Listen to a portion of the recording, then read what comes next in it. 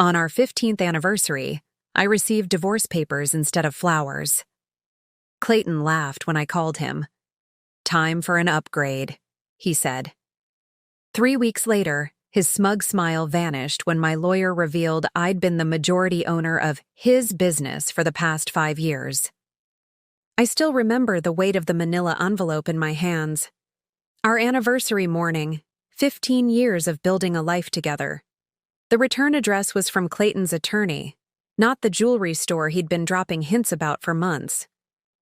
Before we jump back in, tell us where you're tuning in from, and if this story touches you, make sure you're subscribed, because tomorrow I've saved something extra special for you. Inside weren't diamond earrings, but divorce papers, cold and official, with a yellow sticky note marked, "Sign quickly for a generous settlement." The kitchen island where I stood, imported Italian marble that Clayton had insisted on, suddenly felt like a stranger's home. Sunlight streamed through floor-to-ceiling windows, illuminating the carefully curated space we'd designed together.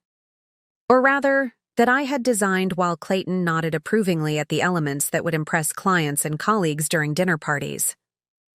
My hands didn't shake. My coffee remained steady as I placed the papers on our kitchen island, the one Clayton had insisted we needed during the renovation last year. The renovation I'd paid for, like most things in our life together. I remember thinking how fitting. It was that he would choose our anniversary for this. Clayton had always appreciated symmetry in business dealings, the poetic justice of closing a cycle on the same date it began. He applied that same calculating precision to everything, even the dismantling of our marriage. I picked up my phone and called him. He answered on the third ring. "Nikki, surprised to hear from you this early." His voice carried that artificial cheerfulness he used with difficult clients. "I got your delivery," I said, my voice calmer than I expected. "Ah, well, these things are better handled quickly and quietly." A pause. "I've been meaning to have this conversation for a while." "On our anniversary?" He laughed then, a sound I once found charming but now recognized as the same laugh he used when outmaneuvering competitors. Seemed fitting. End things. On the same day they began. Time for an upgrade, you know. For both of us. That laugh. It transported me back 15 years to when I'd first heard it across a crowded networking event. Clayton Brooks had been magnetic then. Tall, ambitious, with a confidence that bordered on arrogance, but never quite crossed the line. We'd been introduced by a mutual colleague who thought our complementary skills might make for good business. Partners. Neither of us had anticipated becoming life partners as well. "And the business?" I asked, referring to Meridian Consulting, the firm we'd built from nothing in our spare bedroom.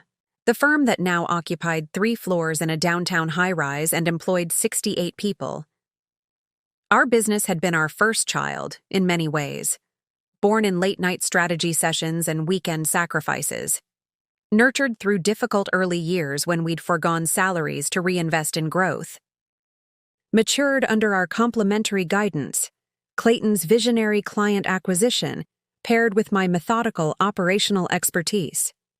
"Don't worry about that," he said with practiced smoothness.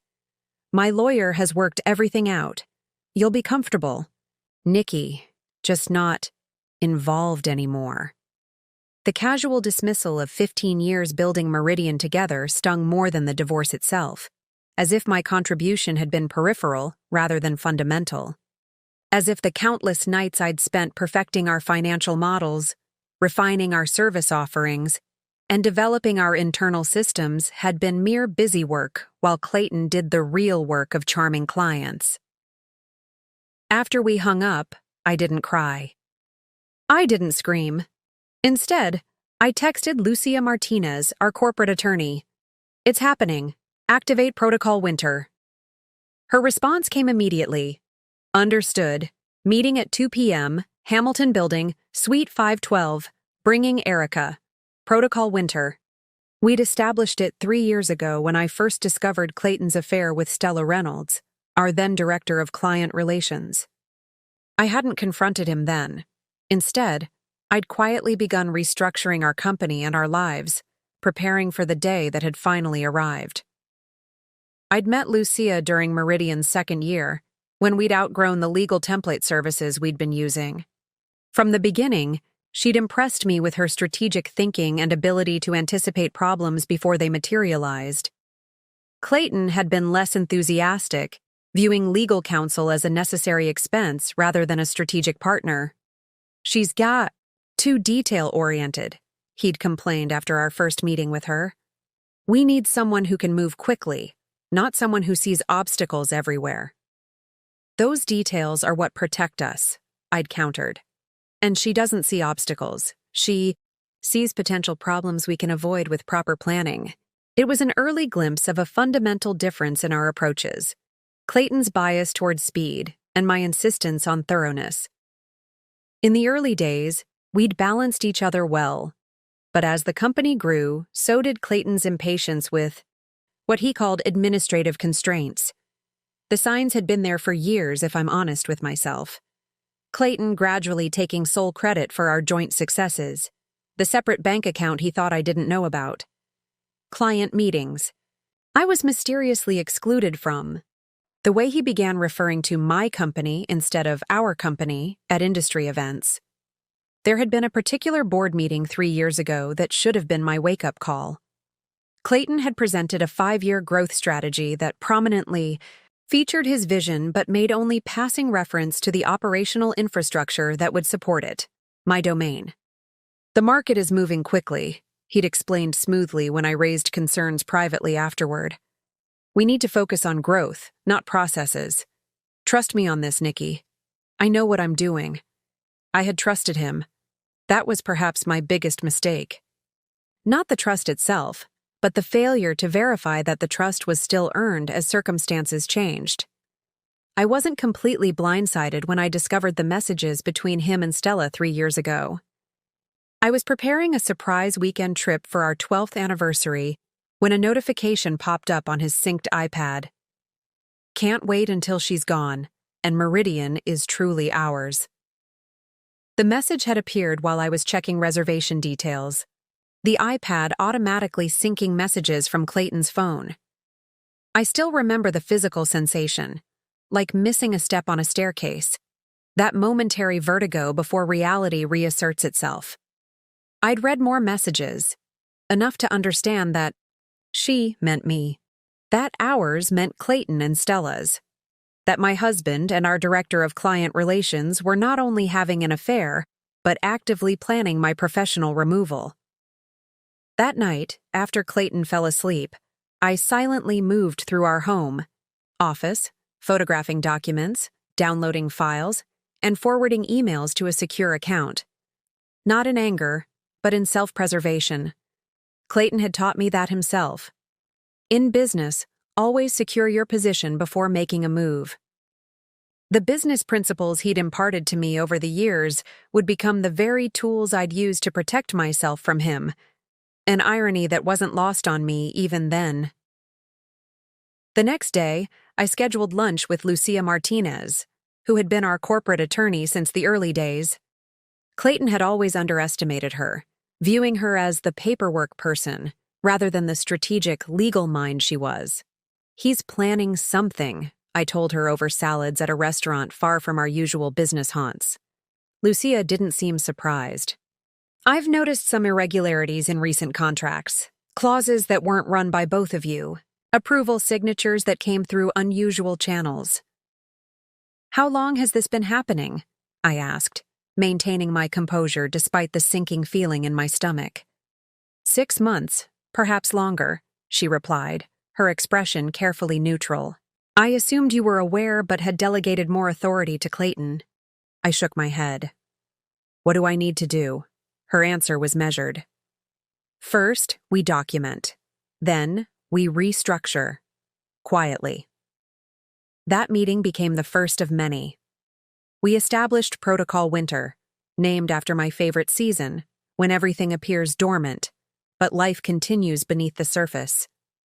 Together with Erica Blackwood, our most trusted financial advisor, we restructured Meridian's ownership while maintaining its daily operations exactly as Clayton expected. Preparing and narrating this story took us a lot of time, So if you are enjoying it, subscribe to our channel. It means a lot to us. Now back to the story. Erica had come to us from a major consulting firm 3 years earlier. Attracted by Meridian's growing reputation and the opportunity to help shape our financial strategy, she'd quickly become invaluable, not just for her technical expertise, but for her ability to translate complex financial structures into strategic advantages.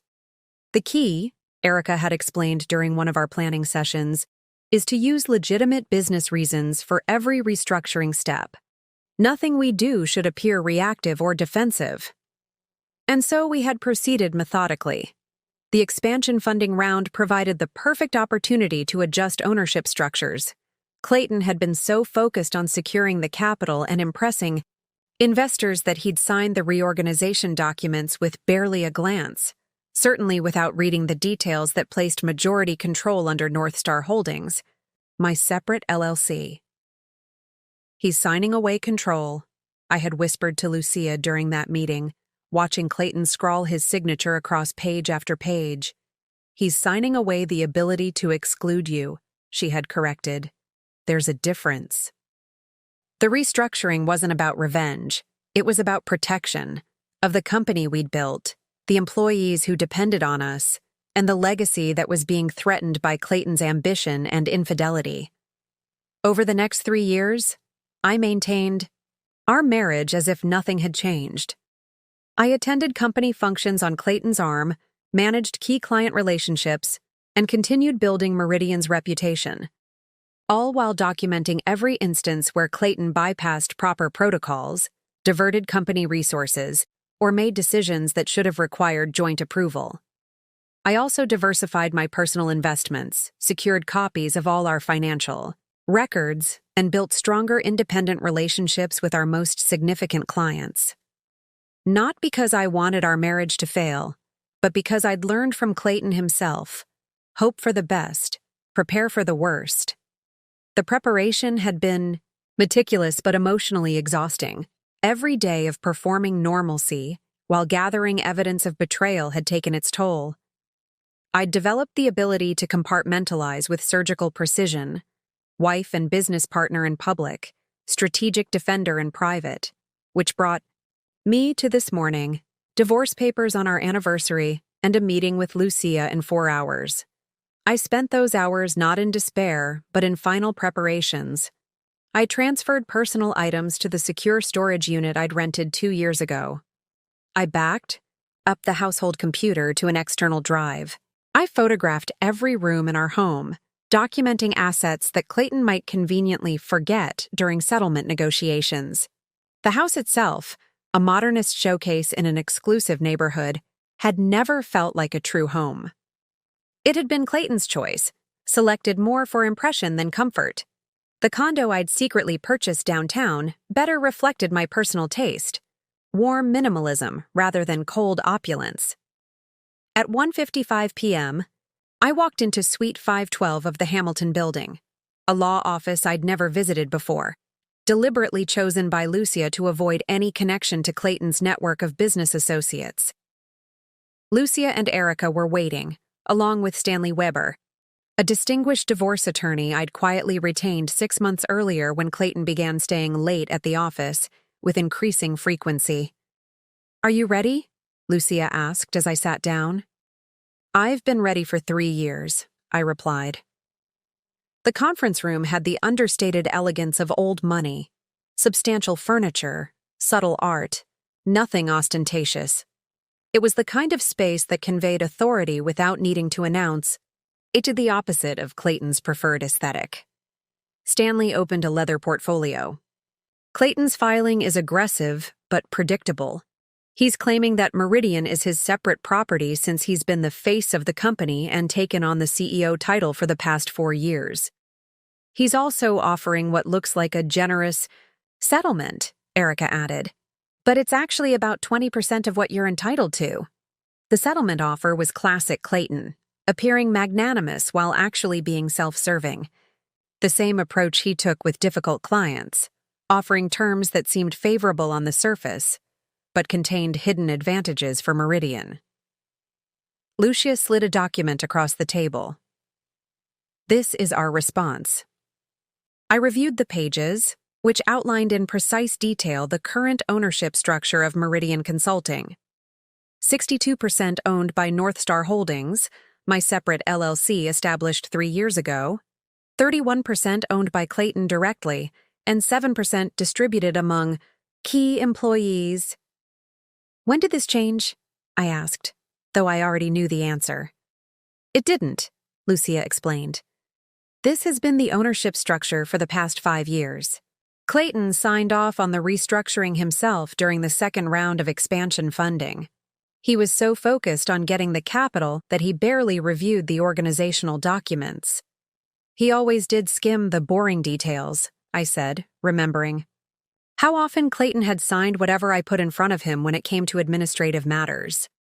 It had been a consistent pattern throughout our business relationship. Clayton focused on what he considered the big picture: client acquisition, market positioning, brand development. The details of operational infrastructure, financial modeling, and governance protocols he delegated to me, often with an impatient wave of his hand. His signature is on every page, Lucia confirmed, and we have video recording of the signing meeting. Video documentation had been Erica's suggestion, a precaution that had seemed excessive at the time but now proved invaluable. Clayton couldn't claim he'd been misled or that documents had been altered after signing. Stanley leaned forward. We've prepared a comprehensive response to his filing. It outlines the actual ownership structure, documents his systematic violation of company protocols, and includes evidence of his personal indiscretions. Stella? I asked. Erica nodded.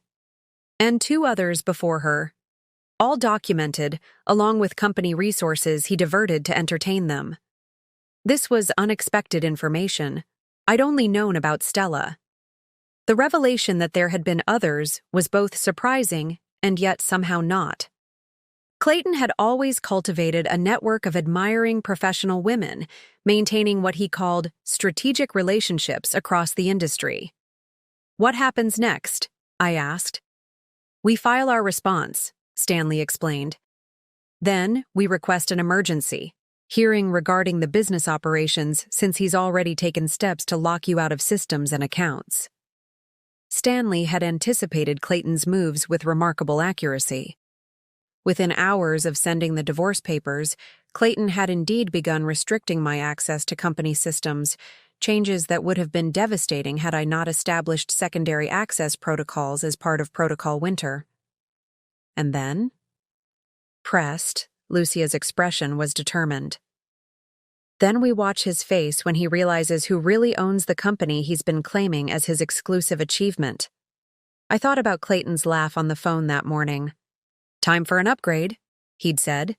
Indeed it was, just not the one he had planned. As I left the meeting, my phone buzzed with a text from an unknown number. Heard the news? Coffee sometime? Stella. I deleted the message without responding. Stella. Reynolds was about to discover that her alliance with Clayton had been built on a foundation far less solid than she'd believed. Their plans for after she's gone would never materialize, but that wasn't my concern. My focus remained on Meridian, the company that represented 15 years of my life and the livelihoods of 68 families. Clayton had tried to position this as a personal matter, a simple divorce followed by his continued leadership of his company. He was about to discover how profoundly he had miscalculated. My car was waiting in the parking garage below the Hamilton building. As I drove towards the Meridian offices, I felt a curious sense of calm. The anxiety of waiting, of maintaining the facade while preparing for this moment, had lifted.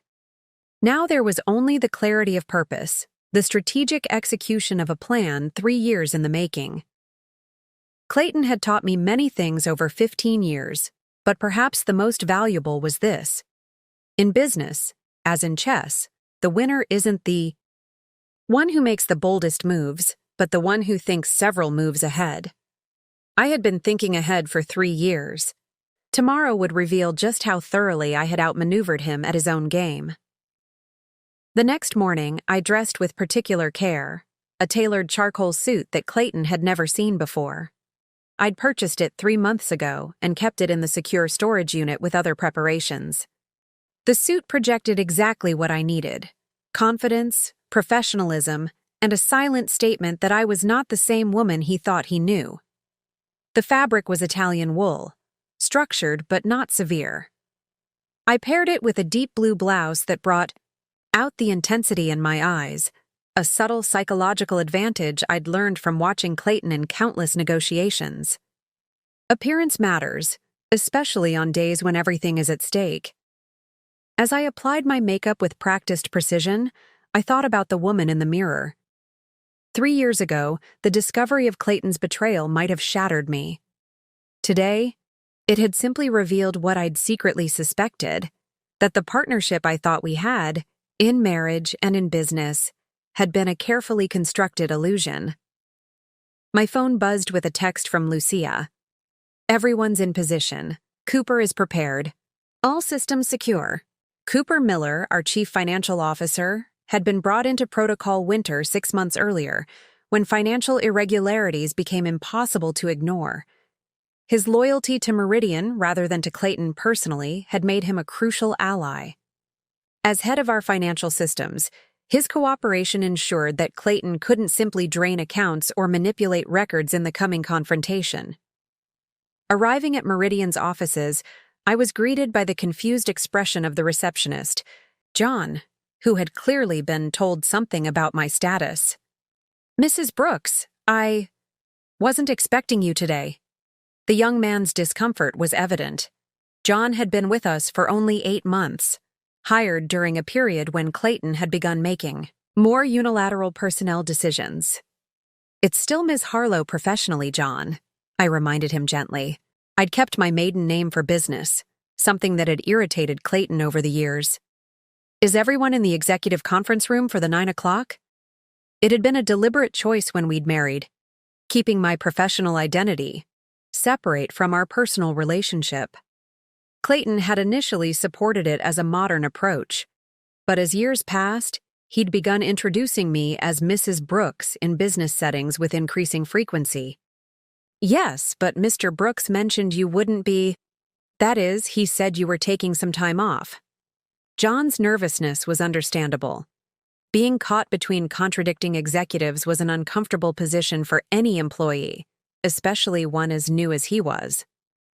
I smiled reassuringly. How thoughtful of him to be concerned about my schedule. I'll head in. The central hallway of Meridian's headquarters stretched before me, sleek and modern with glass-walled offices lining both sides. Employees glanced up as I passed, their expressions ranging from surprise to relief to concern. News traveled fast in any organization, and Clayton had clearly been setting the stage for my departure. As I approached the conference room, I could hear Clayton's voice through the door. He was using his visionary tone, the one he reserved for announcing major company directions. The confident, slightly theatrical cadence that had won over countless clients and investors over the years. Exciting transition period.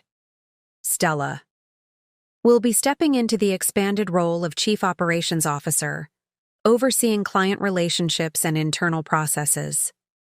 I paused outside the door, taking a final steadying breath. This moment represented the culmination of 3 years of preparation, of careful documentation and strategic patience. Whatever happened in the next hour would determine not just my future, but Meridian's. The weight of responsibility for our 68 employees, for the clients who trusted us, for the legacy we'd built. All of it rested on how well I handled the next steps. Clayton was counting on my emotional reaction, expecting either an undignified confrontation or a defeated retreat. He would get neither. I pushed open the door, and the room fell silent. 12 faces turned toward me. Our executive team, plus Stella, who was standing beside Clayton at the head of the table. Her hand rested casually on his shoulder in a proprietary gesture that confirmed everything. The executive conference room had been redesigned the previous year. Clayton's project, with its dramatic lighting and oversized table that positioned him as the clear focal point. The space had been engineered for exactly this type of moment, allowing him to command attention and project authority. Today, it would serve a very different purpose. Clayton recovered quickly, his expression shifting from shock to controlled annoyance. His ability to mask reactions had always been impressive, a skill honed through years of high-stakes negotiations. "Nikki, this is surprising. I thought we agreed you'd take some time for yourself." His voice carried just the right note of concerned authority, the tone he used when gently correcting a client's misunderstanding. To anyone who didn't know better, he would have sounded perfectly reasonable. "We agreed no such thing," I replied calmly, taking a seat at the opposite end of the table. "Please continue. I believe you were announcing organizational changes." I set my portfolio on the table with deliberate care. The leather-bound case contained everything I needed for what was about to unfold: documents, evidence, and the culmination of Protocol Winter's meticulous preparation. Stella's hand dropped from his shoulder. She wore a cream-colored dress that matched Clayton's tie, a coordinated visual statement of their alliance. The subtle color coordination wasn't accidental. It was typical of Clayton's attention to optics, his belief that perception shaped reality. I noticed several executives exchanging uncomfortable glances. Cooper maintained a neutral expression, though a slight nod acknowledged my arrival. The others looked varying degrees of confused or concerned. Clearly, they'd been hearing Clayton's version of events. Clayton forced a smile. "As I was saying, we're implementing some structural changes to streamline operations.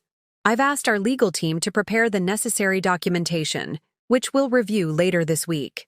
By legal team, he meant the outside counsel he'd recently engaged without board approval, another governance violation we documented. Meridian's official legal counsel remained Lucia Martinez and her firm, despite Clayton's attempts to marginalize their role. Cooper Miller cleared his throat. "I haven't received any financial projections for these changes." Cooper had always been meticulous about numbers, one of the reasons I'd brought him on 5 years ago despite Clayton's preference for a different candidate. Clayton had wanted to hire an old business school colleague, someone more aligned with our vision, as he'd put it. I had insisted on Cooper, impressed by his rigorous approach and ethical reputation. It had been one of the few hiring battles I'd won outright in recent years. "They're forthcoming," Clayton replied dismissively. "For now, I wanted to share the vision." Vision had become Clayton's favorite word in recent years, a convenient shield against questions about implementation details or financial viability. Under his framing, anyone asking practical questions was positioned as lacking imagination or boldness. I opened my portfolio. Perhaps this would be a good time to address some governance questions that have recently emerged. The phrase governance questions sent a visible ripple through the room. In corporate settings, few terms carry quite the same weight, suggesting as they do potential regulatory issues or board concerns. Clayton's jaw tightened. "This isn't the appropriate forum, Nikki. We can discuss personal matters privately." This was his first attempt to reframe the situation, positioning any concerns I might raise as personal matters rather than legitimate business issues. It was a tactic he'd used increasingly over the years, suggesting that my professional objections were emotionally motivated. "This isn't about personal matters," I clarified. "This is about corporate governance and accurate information for our executive team." I removed several document copies from my portfolio and passed them around the table. "These are the current ownership and governance structures of Meridian Consulting." The folders contained comprehensive documentation of Meridian's actual legal structure, not the version Clayton had been presenting to the executive team. Each folder included the official corporate organizational charts, ownership percentages, and decision authority matrices that had been in place for the past 5 years. Clayton stood. "This meeting is adjourned. We'll reconvene once I've had a chance to speak with Ms. Harlow. His attempt to reassert control was predictable. When faced with unexpected challenges, Clayton's first instinct was always to shut down the conversation, regroup privately, and then re-emerge with a revised narrative. Actually, I continued as if he hadn't spoken, as majority shareholder through North Star Holdings, I'm exercising my right to continue this meeting. I glanced at our confused executives. If you'll review page 3, you'll see the current ownership structure, which has been in place for the past 5 years. The room went deadly quiet as everyone turned to the indicated page. The silence was broken only by the sound of paper shuffling as our leadership team absorbed information that directly contradicted what many of them had believed about Meridian's structure. Clayton snatched a copy from the table, his face darkening as he scanned the document. The color drained from his face as he processed what he was seeing. His 31% ownership stake laid out in clear contrast to North Star Holdings' 62%. This is fabricated, he declared, but his voice lacked conviction. It was the response I'd anticipated. Clayton's default when confronted with inconvenient facts was to dismiss them outright, buying time while he formulated a more nuanced strategy. I held his gaze. Your signature appears on pages 4, 7, and 12. The corporate seal and notarization appear on page 15. You'll find nothing fabricated in this document, Clayton. Around the table, our executives were reviewing the material with expressions ranging from shock to dawning comprehension. The realization that Meridian's ownership structure was fundamentally different from what Clayton had represented was settling in. Stella looked between us, her confident expression faltering. Clayton, what is this? She had positioned herself, physically at his side throughout the meeting, a visual embodiment of their alliance. Now, the uncertainty in her voice betrayed the first cracks in that united front. He ignored her, flipping through the pages with increasing agitation. This was for the expansion funding. You told me this was standard restructuring to secure the capital. And it was, I agreed. A restructuring that placed majority ownership with North Star Holdings, which, as page 6 clearly indicates, is solely owned by me. Cooper studied his copy with the focused attention of a financial professional who understood exactly what he was seeing. As CFO, he would recognize the legitimacy of the documents instantly, the proper legal format, the consistent dating of amendments, the sequence of board approvals. These appear to be the same organizational documents in our corporate records. I've referenced them for audits several times. Cooper's confirmation was the turning point. As CFO, his acknowledgement of the document's legitimacy carried weight with the rest of the executive team. Clayton could dismiss my claims, but Cooper's professional verification was harder to ignore. Clayton dropped the papers. This meeting is over. Everyone out except Nikki. His voice had taken on the edge that typically preceded his rare but intense displays of temper. Throughout our marriage and partnership, I'd observed that Clayton reserved true anger for moments when he felt his control slipping. No one moved. Actually, I said quietly, as majority shareholder, I'm calling for an emergency board meeting, effective immediately. Only board members need to stay. I looked around the table. That would be myself, Clayton, Cooper as CFO, and Lucia Martinez, who should be arriving momentarily. As if on cue, the door opened, and Lucia entered, accompanied by 2 people I recognized as partners from her firm. Her timing was perfect. We had coordinated her arrival to coincide with this moment, understanding the psychological impact it would have. Perfect timing, I noted. The board is convening to address some governance concerns. Lucia's presence changed the dynamic instantly. As Meridian's long-standing corporate counsel, her arrival with colleagues signaled the seriousness of the situation. This wasn't a marital dispute spilling into the workplace. It was a formal governance review with legal oversight. The non-board executives filed out, casting uncertain glances between Clayton and me. Stella hesitated, clearly reluctant to be excluded. You should go, Clayton told her stiffly. But I'm being appointed COO, she protested. Her objection revealed more than she perhaps intended, confirming that she had indeed been promised a position of authority within Meridian, despite having no formal qualifications for the role beyond her. Relationship with Clayton? That appointment has not been approved by the board, I pointed out, and would require a majority vote. After everyone except the board members and legal representatives had left, Clayton leaned forward, his knuckles white against the polished conference table.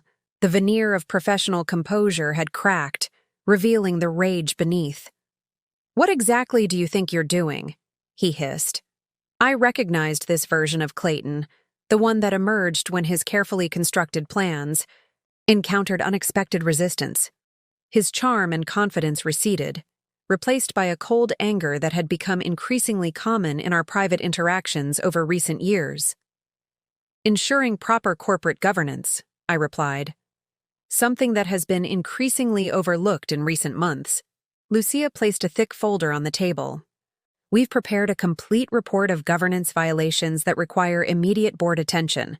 These include unauthorized personnel changes, unapproved financial transactions, and potential misappropriation of corporate resources."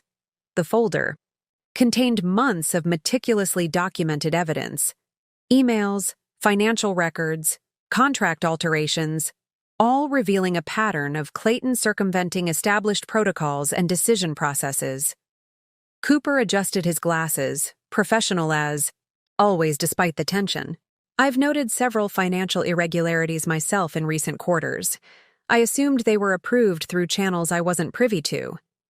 Cooper's admission was significant. As CFO, his acknowledgement of financial irregularities carried substantial weight. It confirmed that Clayton's actions weren't merely procedural shortcuts but potentially serious governance failures. "They weren't approved at all," I explained. "Clayton has been operating as if Meridian were his sole proprietorship, rather than a corporation with established governance requirements." Clayton's face had transformed from anger to something closer to calculation. I recognized the expression. He was assessing options, looking for leverage. It was the same expression he wore during difficult negotiations when searching for an unexpected angle. "This is absurd," he finally said. "I built this company. Everyone knows that." His appeal to the widely accepted narrative was predictable. Clayton had spent years cultivating the perception of himself as Meridian's visionary founder, subtly diminishing my role in public settings until many in the industry genuinely believed he was the primary or even sole creator of our success. "We built it together," I corrected. "And then you decided it should be yours alone. When exactly were you planning to inform me that you'd sold our Denver office to finance your new venture with Stella?" The Denver office had been particularly meaningful to me. I'd led its establishment 3 years earlier, cultivating a specialized team that had become one of our most profitable divisions. Its sale represented not just a business decision, but a personal affront. His eyes widened slightly. He hadn't expected me to know about that. The sale had been conducted with unusual secrecy, routed through a subsidiary to obscure the transaction, from routine financial reviews. Without Protocol Winter's enhanced monitoring systems, the diversion might have gone undetected until too late. "The board never approved that sale," Cooper noted, his expression hardening. "That would require full board approval and formal documentation." Cooper's reaction confirmed what I already knew. Clayton had bypassed not just my authority but proper governance channels entirely, a significant violation of his fiduciary duties. "The documentation is being prepared," Clayton maintained, but his confident facade was cracking. Lucia opened her folder. "We have evidence that the sale was completed last week. The proceeds were directed to Summit Partners LLC, a recently formed entity with no formal connection to Meridian." She slid a bank statement across the table. "An entity where Ms. Reynolds is listed as co-owner." The bank statement was particularly damning, showing the transfer of funds from the Denver office sale directly to the new company Clayton had established with Stella. It wasn't merely a governance violation but potential misappropriation of corporate assets. The silence that followed was deafening. Clayton's expression cycled through several emotions: shock that we had discovered the transaction, anger at being exposed, and finally, a calculated assessment of his remaining options. "You always were too focused on details," Clayton finally said, attempting a dismissive tone that fell flat. "This is just business. Companies restructure all the time." His attempt to minimize the severity of the situation was transparent. By framing serious governance violations as routine business decisions, he was trying to regain control of the narrative, a tactic that had served him well in the past but was failing him now. "Indeed they do," I agreed. "Which is why the board will now vote on a restructuring of our own." The moment hung between us. 15 years of partnership balanced on the edge of irrevocable change. In Clayton's eyes, I could see the gradual realization that his carefully constructed plans were collapsing, that the wife he had dismissed as a mere supporting player had orchestrated a counter-strategy he never anticipated. "You can't do this," he said, but the uncertainty in his voice betrayed him. "I'm not doing anything," I replied. "The board is addressing governance violations that threaten the company's integrity. As directors, that's our fiduciary responsibility." Clayton looked to Cooper, perhaps hoping to find an ally or at least a neutral party. Instead, he found the steady gaze of a financial professional confronted with clear evidence of impropriety. "The records speak for themselves," Cooper said quietly.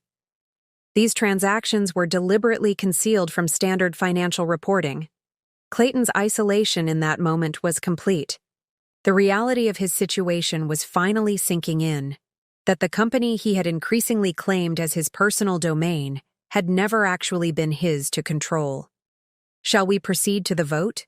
Lucia asked, professional as always despite the charged atmosphere. Clayton stared at the documents spread across the table, evidence of his systematic attempts to claim Meridian as his own, to erase my contribution, to build a new future with Stella using resources that weren't his to take.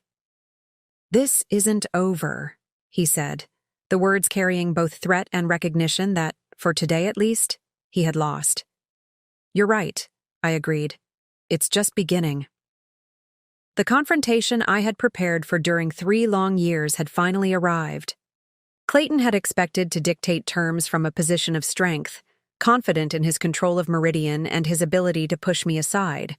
Instead, he found himself facing the consequences of his own actions, exposed by the very attention to detail he had always dismissed. Protocol Winter had emerged from dormancy, revealing that beneath the surface, preparations for this moment had been advancing all along. The emergency board meeting lasted 4 hours.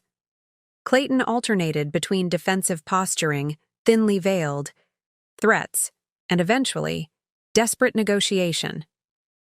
Through it all, I maintained the calm demeanor I'd practiced for 3 years, letting Lucia present the evidence methodically while Cooper provided financial context for each violation. The boardroom, once Clayton's domain of authority, had transformed into the venue of his undoing. Large windows overlooked the city skyline, a view he had often used as a backdrop for important client meetings, positioning himself against the vista of success.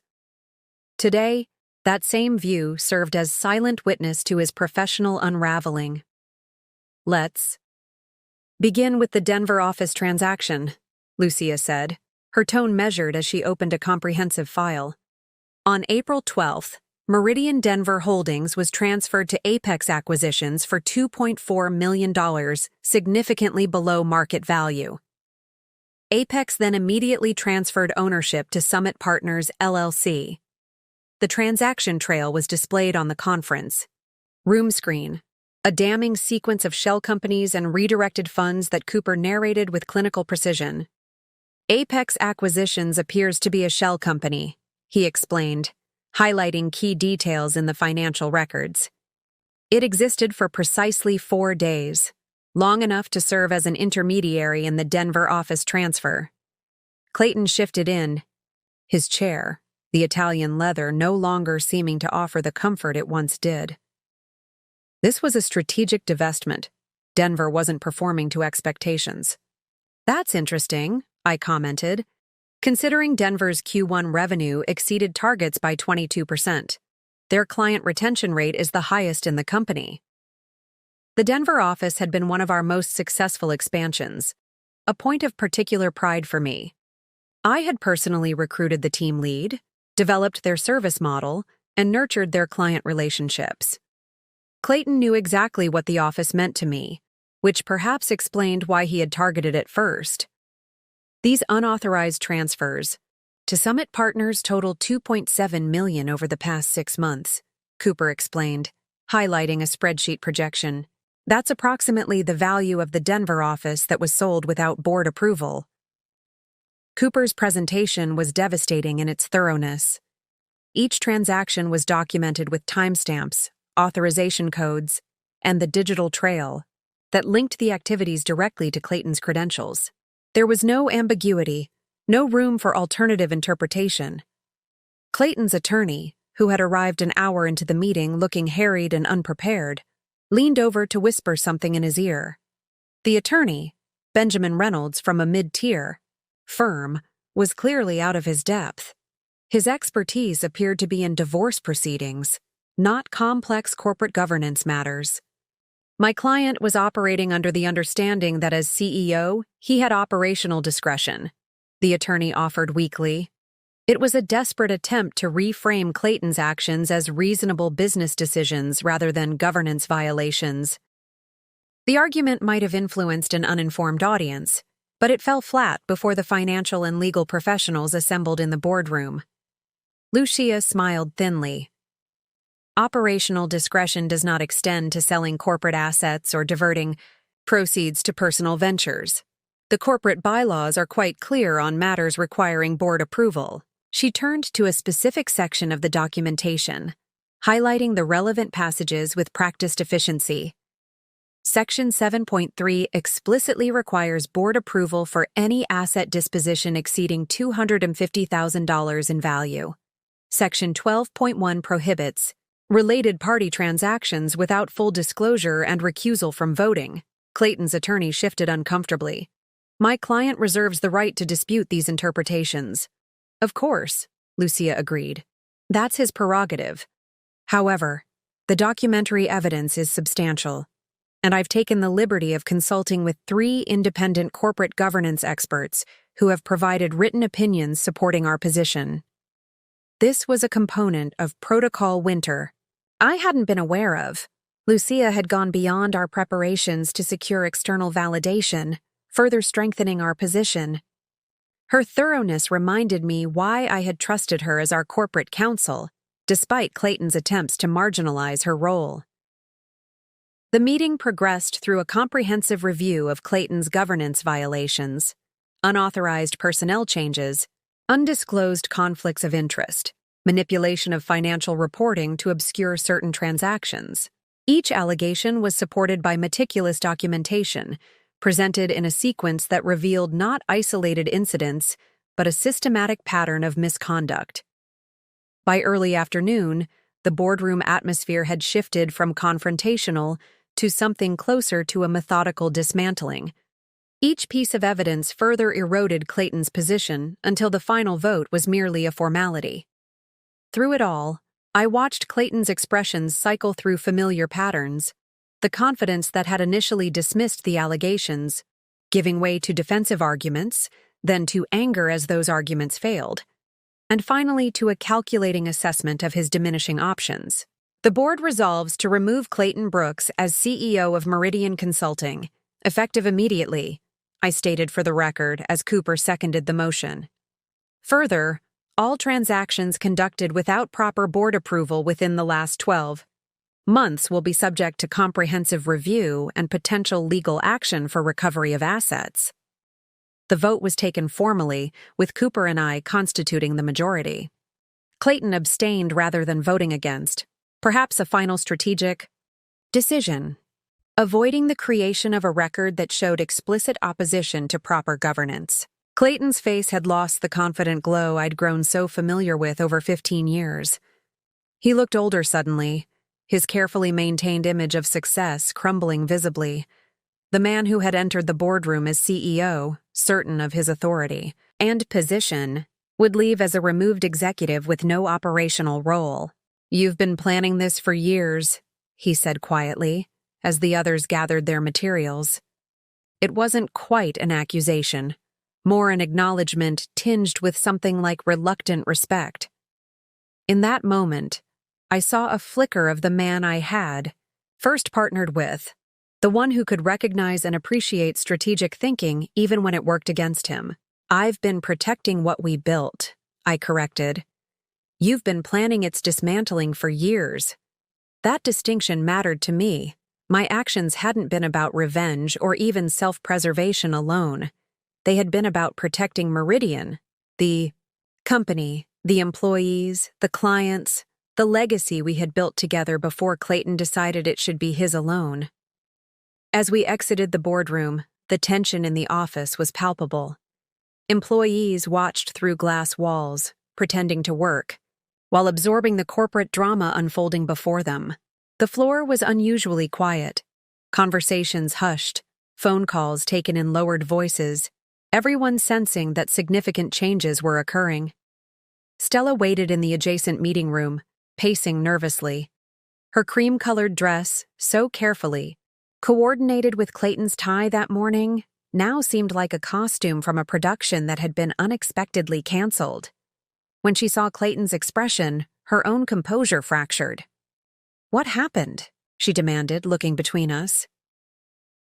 The woman who had been positioned to become Meridian's new COO just hours earlier now stood uncertain of her status. Her planned ascension abruptly derailed. Her relationship with Clayton had been built on a foundation of shared ambition and anticipated power, both now crumbling before her. Clayton brushed past her without answering. His silence spoke volumes. The man who always had words, explanations, narratives to shape any situation, found himself wordless in the face of complete reversal. I paused, considering the woman who had been both my colleague and my husband's mistress. Stella Reynolds had been hired 3 years ago as Director of Client Relations, a role she had performed competently, if not exceptionally. Her greater talent had been in understanding and aligning herself with power, a skill she had deployed effectively with Clayton. "The board has voted to remove Clayton as CEO," I explained professionally, "and is reviewing all unauthorized transactions, including your appointment and the formation of Summit Partners." My tone remained neutral. This wasn't personal vindictiveness, but corporate governance. The distinction mattered, both legally and ethically. Whatever personal feelings I might have harbored toward Stella were irrelevant to the professional consequences of her actions. Her eyes widened. "That's our company." Clayton said everything was arranged. The genuine shock in her expression was revealing. Clayton had clearly presented their plans as more advanced and secure than they actually were. He had promised her not just a relationship, but a professional position and ownership stake, commitments he had never been authorized to make. "I'm sure he did," I replied without rancor. "You might want to consult your own attorney. The board will be in touch regarding your continued employment at Meridian." I wasn't being cruel, merely factual. Stella's participation in unauthorized transactions and conflicts of interest would need to be addressed. Whether that resulted in termination, legal action, or some form of settlement would depend on the full investigation now underway. I left her standing there, caught in the aftermath of Clayton's failed coup, not out of cruelty, but because there were more pressing matters to address. The company needed stabilization after the shock of leadership change. The hallway outside felt different now. The sleek, modern design that had always reflected Clayton's aesthetic preferences suddenly seemed like a space in transition, awaiting new definition. Employees watched me pass, their expressions a mixture of curiosity, concern, and in some cases, what appeared to be cautious relief.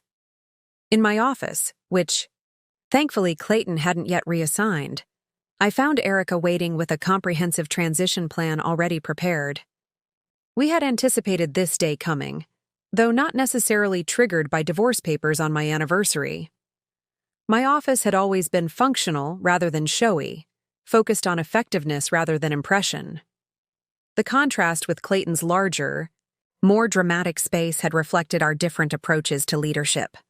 Now that separation of styles would become more significant as I assumed full control of Meridian's direction. The executive team is understandably concerned, Erica reported. Cooper is talking to them individually, but they need to hear from you directly. Erica's calm efficiency was exactly what the situation required. While I had been in the boardroom, overseeing Clayton's removal, she had been activating the next phase of our contingency plans, preparing communications, securing systems, and developing the transition strategy that would carry Meridian through the coming days. I nodded, reviewing the communication strategy we'd developed. Schedule an all-hands meeting for tomorrow morning. For today, I'll meet with department heads to reassure them about operational continuity. The transition plan was comprehensive, covering everything from immediate security protocols to long-term strategic repositioning. We had developed it methodically over the past year, refining it as Clayton's behavior became increasingly concerning. And Clayton's access? She asked. Already restricted, I confirmed. IT implemented the contingency protocol as soon as the board vote was recorded. Protocol Winter had included detailed technical preparations, secondary authentication systems, backup access protocols, and carefully documented chains of command that could be activated when necessary.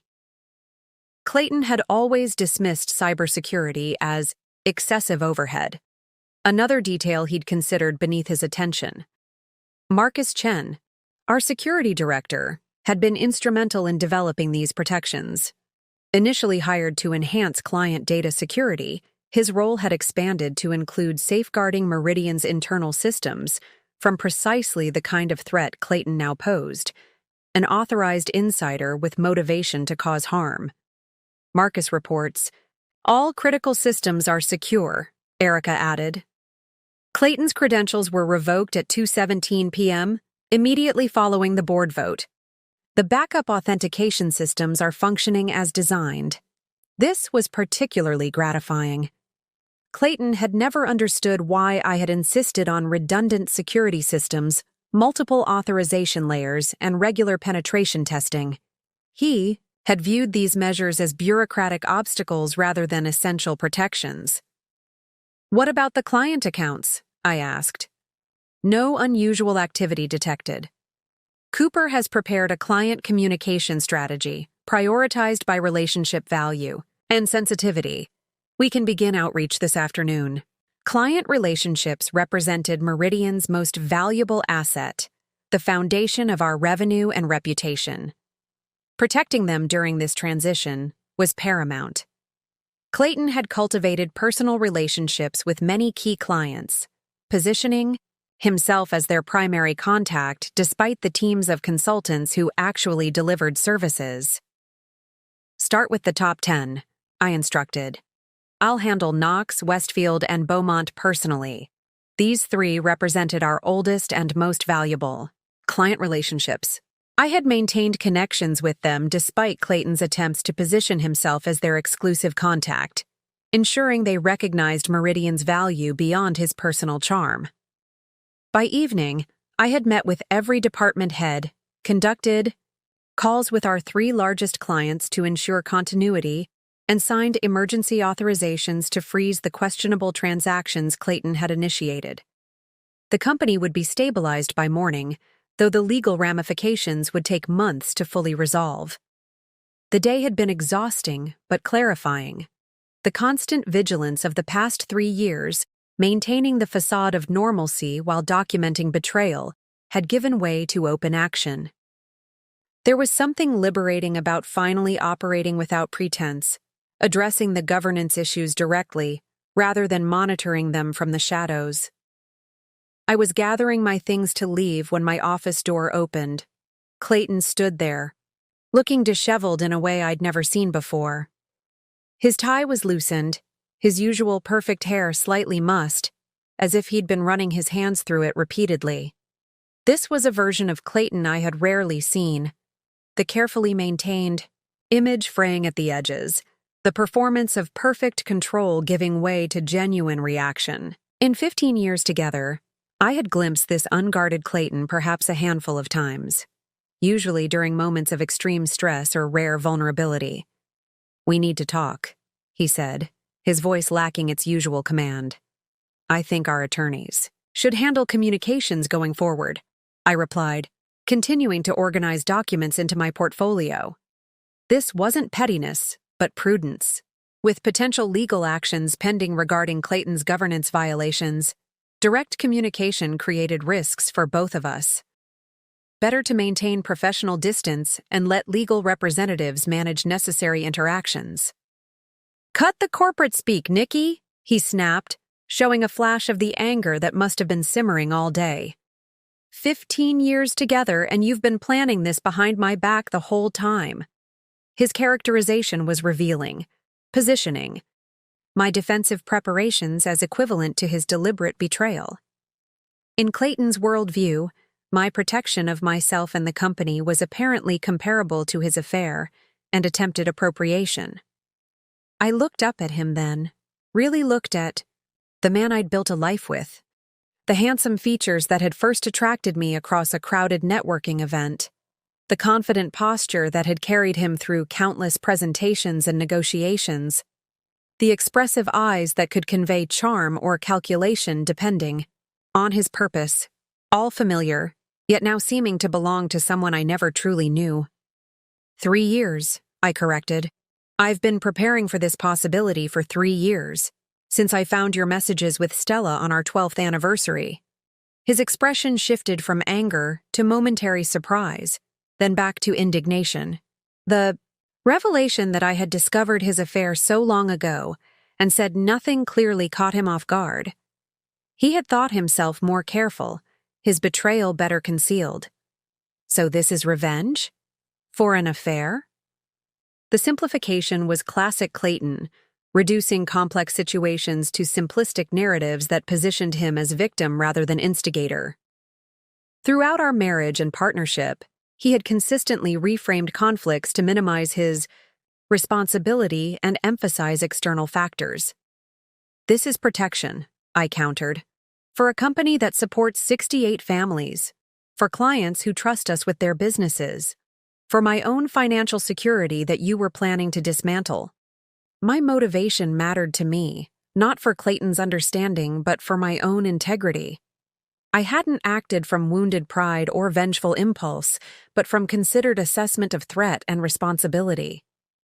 The distinction was fundamental to who I was and how I had approached this entire situation.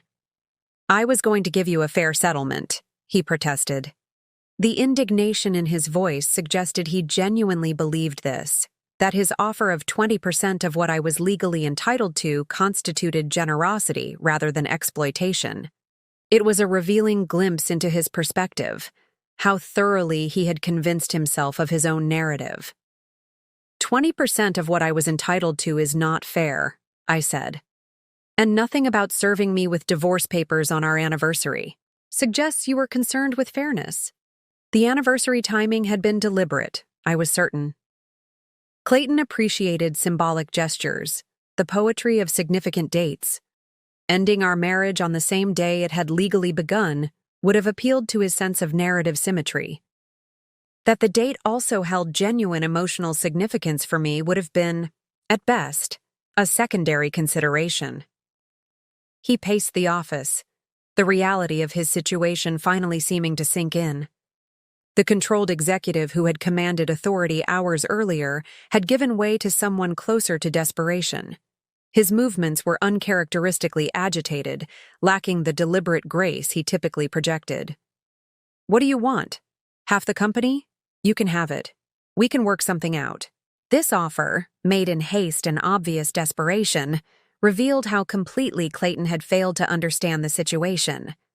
He was still operating as if he had leverage, as if ownership of Meridian was his to bestow rather than something I had already secured. I shook my head. Clayton, I already own 62%. The board has voted to remove you as CEO. The Denver office sale is being unwound. There's nothing to work out beyond what our attorneys will negotiate regarding the divorce. My statement of these simple facts seemed to impact him more profoundly than the hours of documentation and evidence presented in the boardroom. Perhaps because now, alone with me, he could no longer maintain the performance of control he displayed in professional settings. "You've destroyed everything," he said, his voice hollow. The accusation was revealing, positioning me as the destroyer rather than the protector, himself as victim rather than instigator. Throughout our relationship, Clayton had demonstrated this capacity for narrative inversion, recasting situations to maintain his preferred self-image regardless of actual circumstances. "No," I replied quietly. "I've preserved what we built from your attempt to destroy it. There's a difference." This wasn't semantic quibbling, but a fundamental distinction. Clayton had initiated the sequence of betrayals, the affair with Stella, the secret diversion of company resources, the planned replacement of me in both marriage and business. My actions had been defensive rather than destructive, preserving rather than dismantling. As he turned to leave, shoulders slumped in defeat, I found myself asking the question that had lingered for 3 years. Why, Clayton? We built something remarkable together. What made you decide it should be just yours? The question emerged, from a place of genuine curiosity rather than accusation. Despite everything, I still wanted to understand the thinking that had led us here, how the partnership that had once seemed so promising had deteriorated into secret plans and counter-strategies. He paused at the door, not turning around. The set of his shoulders spoke of resignation, perhaps even a fleeting moment of honest reflection. "You were always so thorough, so focused on details and procedures. I wanted to do things my way without justifying every decision. With Stella, I could be the visionary without all the constraints." The irony was almost painful. The very thoroughness he'd resented had been what protected the company from his impulsive decisions. The attention to detail he'd dismissed had documented every violation that led to today's outcome. The constraints he chafed against had been the governance structures that ensured Meridian's stability and integrity. I thought about Stella, about the version of himself Clayton had presented to her, the visionary unbound by tedious process, the bold leader constrained only by his pragmatic but unimaginative partner. It was a narrative that would have appealed to both their egos, casting their affair not merely as personal attraction, but as the natural alliance of like-minded innovators. "Goodbye, Clayton," I said, turning back to my work. There was still much to do. He lingered a moment longer, perhaps waiting for something more. Anger, tears, some emotional display that would confirm his narrative of me as the emotional counterpart to his rational leadership. When nothing came, he left without another word, the soft click of the door closing behind him. After he left, I sat alone in my office as twilight settled over the city. Not in celebration or even satisfaction, but in quiet acknowledgement of an ending and a beginning. Tomorrow would bring challenges, reassuring the team, stabilizing client relationships, addressing the financial irregularities Clayton had created. My phone buzzed with messages.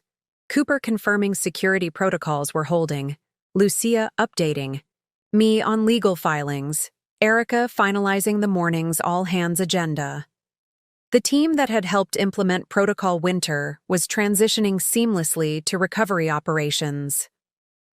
I moved to the window, looking out over the city lights beginning to flicker on against the darkening sky.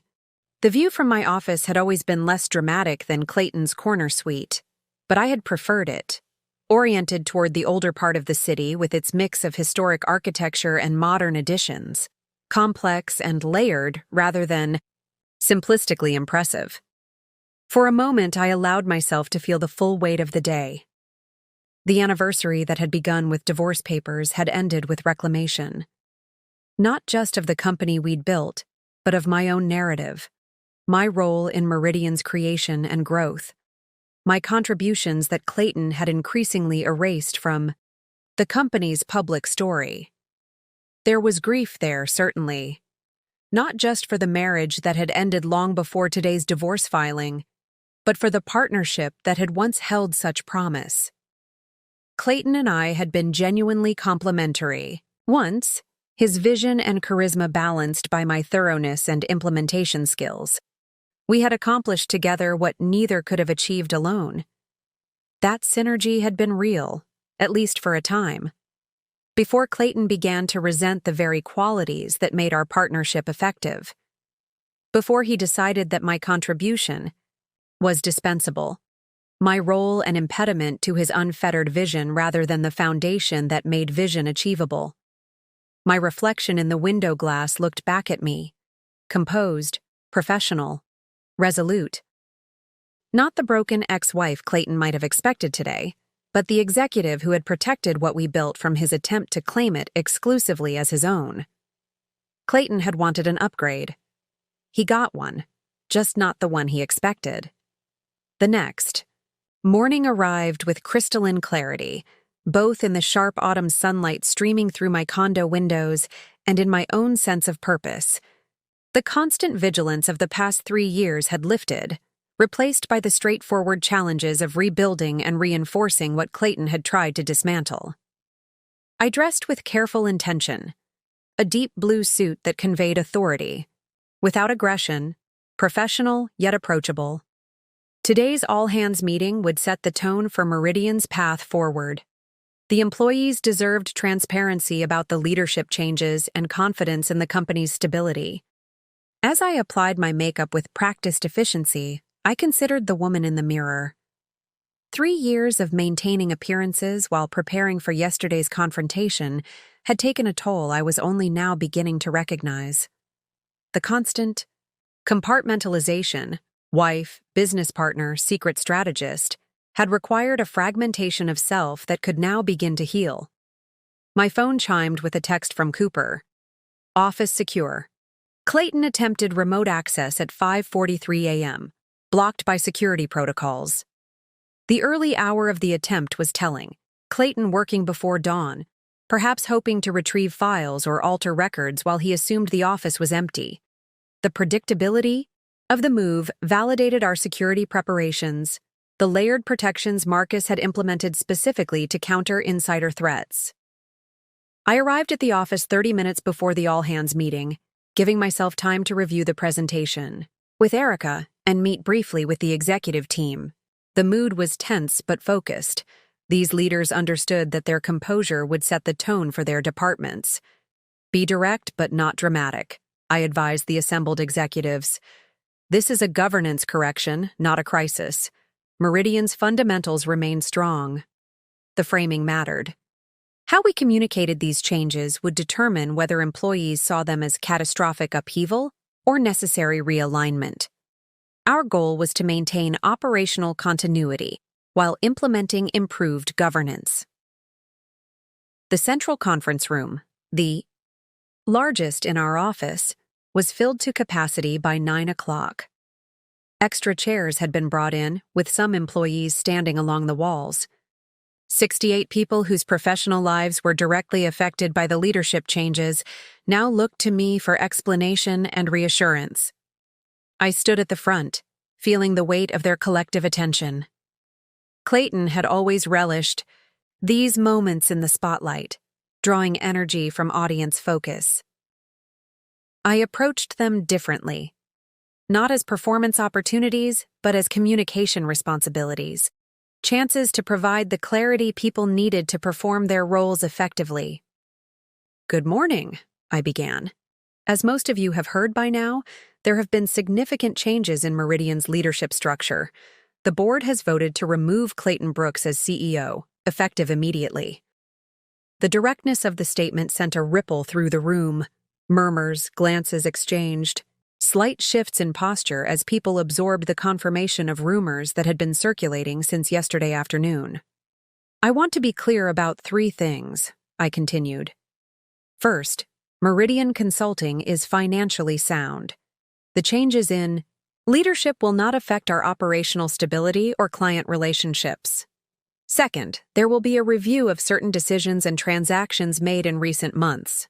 This is standard procedure during any leadership transition and ensures proper corporate governance. Third, your jobs are secure. The company is not changing direction or reducing staff. In fact, we anticipate growth as we refocus on our core strengths. These 3 points address the primary concerns any employee would have during leadership transition: company stability, operational changes, and personal job security. Providing clear answers to these fundamental questions would allow people to refocus on their work rather than speculating about their futures. A hand went up from the marketing department, Jason Winters, our creative director. Jason had been with Meridian for 7 years, having joined us from a major advertising agency. He was respected throughout the organization for his direct approach and creative insight. Is it true that Clayton sold the Denver office without approval? The question went straight to the heart of governance concerns, bypassing polite evasion in favor of substantive understanding. I appreciated that directness, even as I recognized the need for balanced disclosure. There were several transactions that did not follow proper approval protocols, I acknowledged. Those are being reviewed and, where necessary, unwound. The Denver team remains part of Meridian. This controlled transparency, acknowledging issues without detailed exposition, would be my approach throughout this transition. Employees deserved honest information about matters affecting the company, but certain details properly belonged in legal and governance channels. Another question from the back of the room came from Teresa Landry in Human Resources. What about Stella's promotion to COO? The question touched on both governance and personnel matters, complex territory that required careful navigation. Stella's relationship with Clayton was an open secret within the organization, making her proposed promotion a particularly sensitive topic. All recent personnel changes are being reviewed, I responded. Ms. Reynolds' situation will be addressed individually, as with any HR matter. The balanced response acknowledged the issue without transforming a corporate governance matter into personal drama. Whatever appropriate consequences Stella might face would result from her professional actions, not her personal relationship with Clayton. The questions continued for 20 minutes, ranging from practical concerns about client transitions to more speculative inquiries about Meridian's future strategic direction. I answered each honestly but without unnecessary detail, maintaining the balance between transparency and discretion that effective leadership required. After the meeting, Cooper approached me in the hallway. "You handled that well," he observed. Perfect balance of information and discretion. Cooper's approval meant something. As CFO, he understood the delicate balance required when discussing financial and governance matters with the broader organization. Too little information created anxiety, too much created potential legal exposure. The team needs stability, I replied, not gossip about Clayton and Stella. Speaking of which, Cooper lowered his voice slightly. Stella cleared out her office. This morning, she left a resignation letter citing hostile work environment. The strategic nature of Stella's departure wasn't surprising. By resigning rather than waiting for potential termination, she was attempting to position herself as the aggrieved party, rather than a participant in governance violations. I couldn't help but smile slightly. Clever. Attempting to position herself as the victim before we could address the Summit Partners situation. Exactly, Cooper confirmed. Legal is already preparing a response in case she files anything.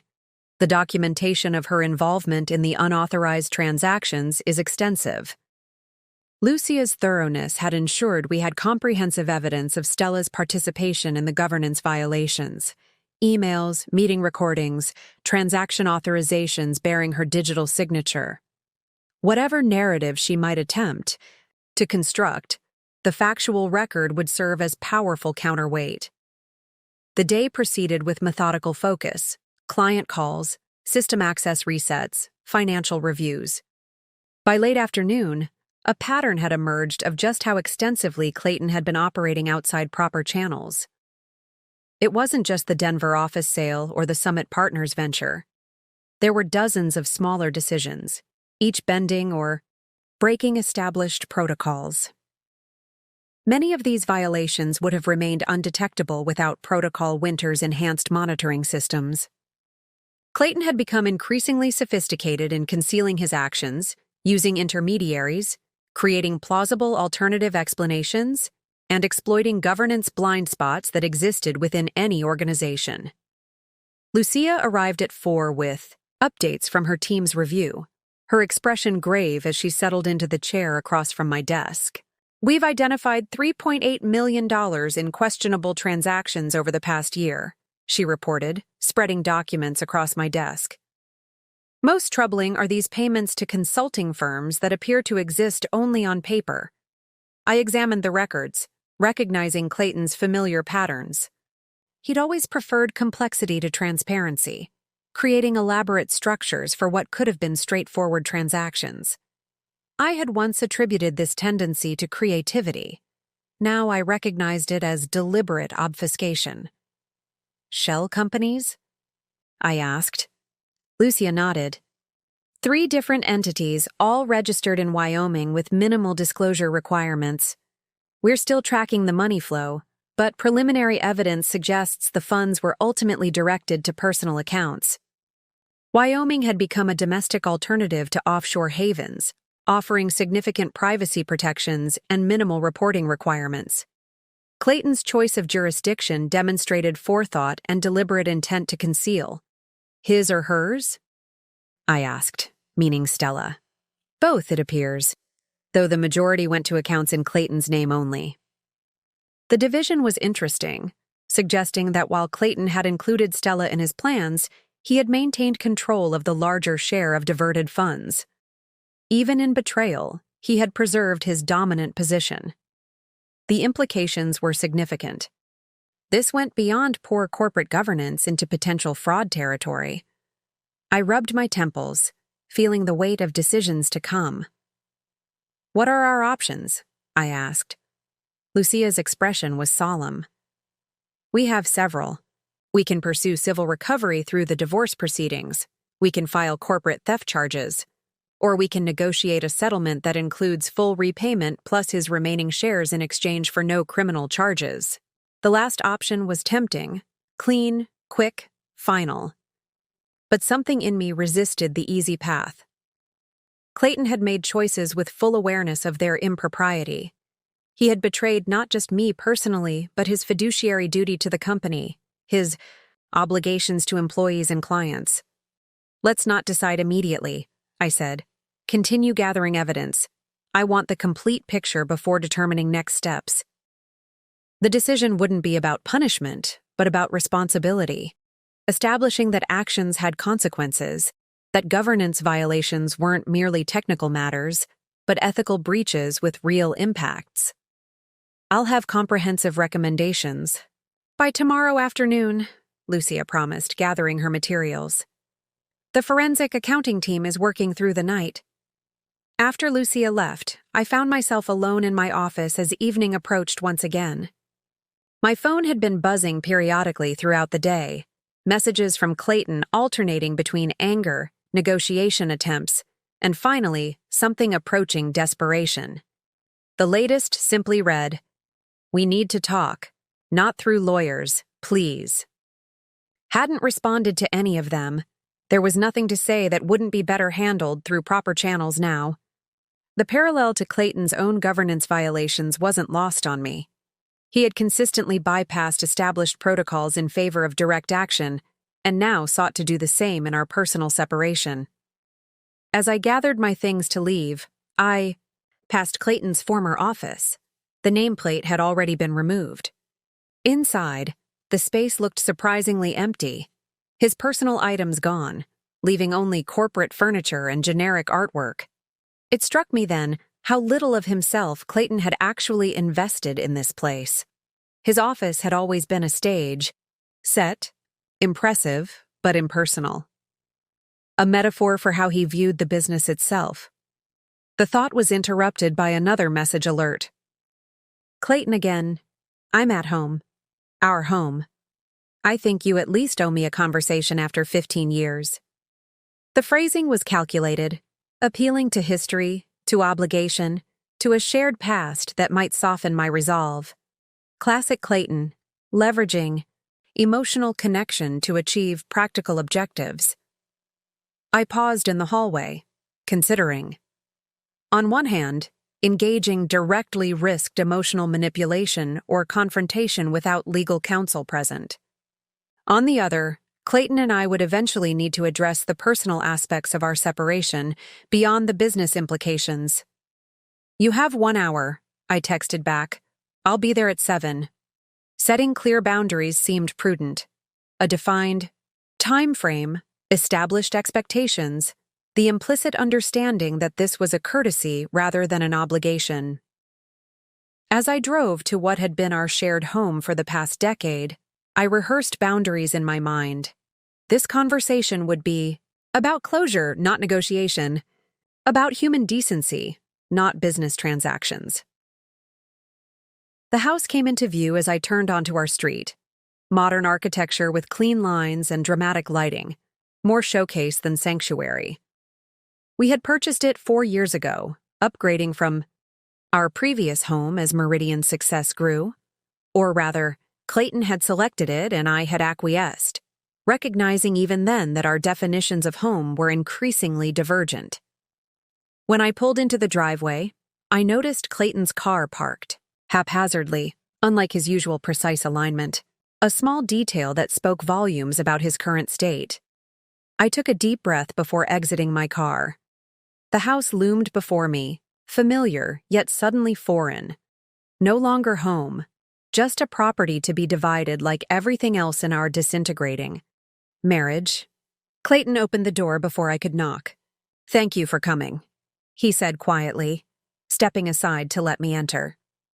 The man standing before me bore little resemblance to the confident CEO who had laughed on the phone just days ago, telling me it was time for an upgrade. His eyes were ringed with fatigue. His posture lacked its usual commanding presence. The carefully pressed shirt was wrinkled, the designer jeans sitting awkwardly on his frame as if he'd lost weight in the span of a day. Good, I thought. Let him feel a fraction of the devastation he had planned for me. 1 hour, I reminded him, stepping into what had once been our shared life. The clock's ticking. The interior of our home reflected Clayton's mental state, disordered in a way I'd never seen before. A half-empty tumbler of whiskey sat on the coffee table. Papers were scattered across the kitchen counter. His laptop lay open, displaying spreadsheets I recognized as Meridian's financial projections. This was perhaps the most shocking aspect of the scene. Clayton had always been meticulously organized, his physical spaces as carefully controlled as his public image. The disarray spoke volumes about his psychological state in a way words couldn't convey. I noticed subtle changes throughout the space that indicated his distress. The throw pillows on the sofa, arranged each morning by the housekeeper in a specific pattern Clayton had dictated, were crushed and disorganized. A dress shirt lay, discarded on an armchair. The blinds, typically adjusted to precise angles for optimal lighting, hung unevenly. The home theater room's door stood ajar, revealing the glow of paused financial news coverage, undoubtedly reporting on rumors of Meridian's leadership changes. The business press had always taken interest in Clayton, featuring him in profiles and interviews where he'd positioned himself as Meridian's visionary founder. Today, those same outlets would be speculating about his sudden removal.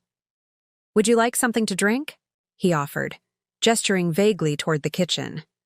The politeness seemed absurd given the circumstances, a reflexive adherence to social norms even as everything else collapsed around him. It reminded me of how Clayton had always compartmentalized, maintaining perfect surface calm regardless of underlying turbulence. "No," I replied, remaining standing. "What did you want to discuss?" I kept my posture neutral, neither defensive nor aggressive. The body language techniques Clayton had taught me years ago, power positioning, he'd called it, now deployed in this strange final negotiation between us. Clayton ran a hand through his hair, a gesture of stress I'd seen countless times during difficult client negotiations. The carefully styled precision that normally characterized his appearance had given way to something more authentic and less controlled. "This isn't how I wanted things to go." The statement hung in the air between us, ambiguous in its sincerity. Was he expressing genuine regret for the outcome, or merely disappointment that his plans had failed? Divorce papers on our anniversary suggest otherwise. My response cut through the ambiguity, focusing on actions rather than intentions. Throughout our relationship, Clayton had been masterful at expressing noble intentions while taking contradictory actions, a pattern I'd gradually recognized over 15 years together. He had the decency to wince. The timing was a mistake. My attorney suggested making a clean break before the quarterly financials were released. The quarterly financials would have revealed several of the transactions now under investigation, including the Denver office, sale, and certain consulting payments that had actually been diverted to Summit Partners. His attorney's advice had been strategically sound but emotionally tone-deaf. "Of course he did," I said. "Because the financials would have revealed the Denver office sale, which might have affected the divorce settlement calculation." Clayton moved to the living room, sinking heavily onto the sofa. The Italian leather, selected for its precise shade of cognac and butter-soft texture, had been delivered just 6 months ago, replacing a perfectly good predecessor that Clayton had deemed dated. Another example of his constant pursuit of the newer and better. "You've always seen through everything, haven't you? Every strategy, every plan." There was something approaching admiration in his tone, professional respect from one strategist to another, even as our personal relationship disintegrated. That compartmentalization again, the ability to separate business assessment from emotional context. "Not everything," I replied, thinking of the 3 years I'd spent preparing while maintaining the facade of a stable marriage. "I didn't see your betrayal coming until it was already underway." The kitchen island where I stood provided literal distance between us. I remembered selecting the Carrara marble with Clayton. He had insisted on the perfect veining pattern, rejecting several slabs before finding one that satisfied his exacting standards. Now it formed a boundary in our final personal negotiation. "It wasn't personal," he said, reaching for his whiskey. "It was business." The phrase, delivered with practiced casualness, ignited something in me. Not just anger, but a profound weariness. With Clayton's ability to rationalize any behavior by recategorizing it. Affairs became strategic relationships. Betrayal became business restructuring. Emotional commitments became negotiable contracts. Our marriage wasn't business, Clayton. The company we built together wasn't just business. The people whose livelihoods depend on Meridian aren't just business. My voice remained measured but carried an intensity that made him look up, surprised by the controlled emotion. Throughout our relationship, I had largely adopted Clayton's preference for analytical rather than emotional communication. This deviation from pattern caught his attention. "You know what was business?" I continued. "The shell companies you created to siphon company funds. The secret deal with Stella to start a competing firm using our clients and resources. The calculated plan to leave me with 20% of what I was entitled to after 15 years of partnership." Each item was delivered with precise clarity, laying bare the distinction between genuine business activities and the personal betrayal he had attempted to disguise as strategic decision-making.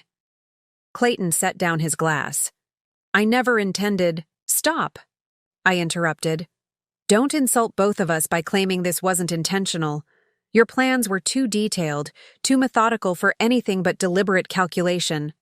The plans had indeed been meticulous. Shell companies established with carefully constructed ownership structures, client relationships systematically redirected, financial resources gradually diverted through increasingly complex transactions. Nothing about these arrangements suggested impulse or accident. For a moment, he seemed about to argue. Then his shoulders slumped in defeat. It was a posture I'd rarely seen. Clayton Brooks acknowledging checkmate rather than attempting to redefine the game. What happens now?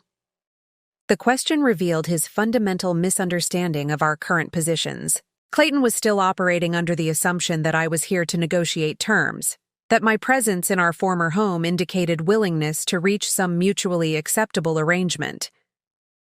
That depends on you, I said, finally taking a seat, in the armchair across from him. The board has several options regarding the financial irregularities. Lucia is still completing her review, but the evidence of misappropriation is substantial. I kept my tone matter-of-fact, neither threatening nor conciliatory. This wasn't about leverage or intimidation, but simple reality. Actions had consequences, and Clayton's actions had created legal vulnerabilities that couldn't simply be negotiated away. His expression tightened. Are you threatening me with criminal charges? The question revealed his persistent tendency to personalize institutional processes, to view corporate governance and legal compliance as relationship negotiation rather than objective standards. Throughout our professional relationship, Clayton had consistently viewed rules as malleable rather than structural, as obstacles to be navigated rather than foundations to be respected. I'm stating facts, I replied calmly. Actions have consequences. Clayton, you taught me that. Indeed he had, through countless strategic discussions where he'd emphasized the importance of leverage, of position, of creating consequences for those who stood in the way of objectives. The principles he'd advocated throughout our partnership were now being applied in ways he hadn't anticipated. A bitter laugh escaped him. So this is payback. Again, the personalization, recasting governance enforcement as emotional response, corporate fiduciary duty as relationship vendetta. Clayton's framework consistently centered his experience and interpretation, positioning others' actions as responses to him rather than independent ethical choices. No, this is governance. The company has fiduciary responsibilities to its shareholders and clients. Ignoring financial misconduct would violate those responsibilities. The distinction mattered, not just legally, but ethically. The investigation into Clayton's activities wasn't personally motivated, but institutionally required. The same governance principles would apply regardless of who had committed the violations. He leaned forward, desperation edging into his voice. I can return the money, all of it. And my shares, you can have them. Just don't destroy everything. The irony wasn't lost on me. Days ago, he had been prepared to destroy my financial security, my professional standing, my future, all without hesitation. Now he was begging for mercy from the very person he'd planned to discard. It wasn't satisfaction I felt in that moment, but a profound sadness for what we'd become. Two people who had once built something meaningful together, reduced to negotiating the terms of their mutual disentanglement. I'll present your offer to the board, I said, neither accepting nor rejecting it. They'll make the final decision regarding Meridian's response. The board that you control, he noted. The properly constituted governance body, I corrected. Which I happen to chair as majority shareholder. The distinction wasn't semantic, but substantive. My authority derived not from personal influence, but from legitimate organizational structure, the very framework Clayton had dismissed as unnecessary, bureaucracy throughout our partnership. Clayton reached for a folder on the coffee table, retrieving several papers. I've drawn up a proposed settlement, full transfer of my remaining shares to you, return of all funds from the questioned transactions, and a comprehensive non-compete agreement. The documents were neatly prepared, suggesting he'd spent significant time with his attorney developing these terms. Even in apparent disarray, Clayton remained strategic, preparing fallback positions and alternative scenarios. I took the documents but didn't open them. I'll have Stanley review these. Of course, he said, a flash of his old bitterness returning. Everything by the book. The book exists for a reason, Clayton. If you'd followed it, we wouldn't be here. We sat in silence for a moment, 15 years of shared history hanging in the air between us. Despite everything, I felt a pang of grief for what we'd lost. Not just the marriage, but the partnership that had once seemed unbreakable. The silence stretched, filling the expansive living room that had been designed more for impression than comfort. Floor-to-ceiling windows showcased the city lights below, a view Clayton had prioritized when selecting this house. Success should be visible, he'd said during our house hunt. It should remind you daily of what you've achieved. Now that carefully curated backdrop of success seemed hollow, beautiful but empty, like so much else in our shared life. What about the house? He finally asked. The question was practical but loaded with subtext. This wasn't just about real estate, but about the life we'd constructed, the physical manifestation of our partnership now requiring division like everything else. I glanced around at the modern architecture he'd insisted on, the minimalist design that had never quite felt like home to me. The clean lines and dramatic spaces that had impressed clients and colleagues, but had always felt more like a showroom than a sanctuary. You can keep it. I've already found a new place. My answer clearly surprised him. Clayton had anticipated negotiation over the house, likely assuming it represented a significant emotional attachment for me as it did for him.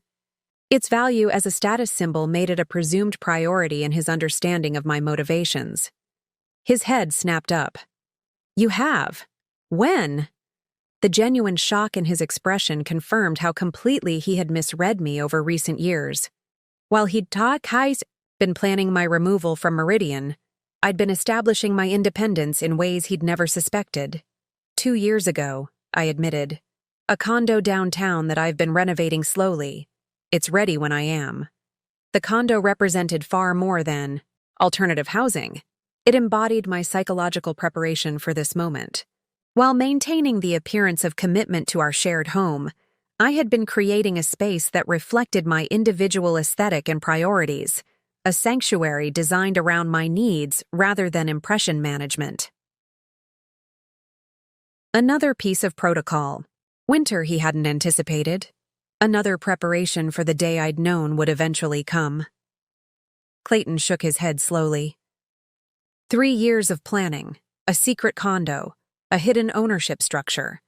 You created a complete escape route while sleeping beside me every night. There was something like reluctant admiration in his tone, professional respect for strategic thoroughness, even in the midst of personal betrayal. It was quintessentially Clayton to appreciate the tactical brilliance of my preparations, even as they undermined his own plans. Yes, I acknowledged, just as you created a complete replacement plan while telling me you loved me. We've both been living double lives, Clayton. The difference is my secondary life was about protection, not betrayal. The distinction mattered. To me, not for Clayton's validation, but for my own integrity. My actions had been defensive rather than predatory, preserving rather than appropriating. He had no response to that. His eyes drifted to the far wall where a black and white photograph hung. The two of us at Meridian's 5-year anniversary celebration, champagne glasses raised in triumph.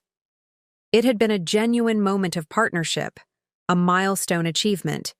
We'd built together through countless late nights and shared sacrifices.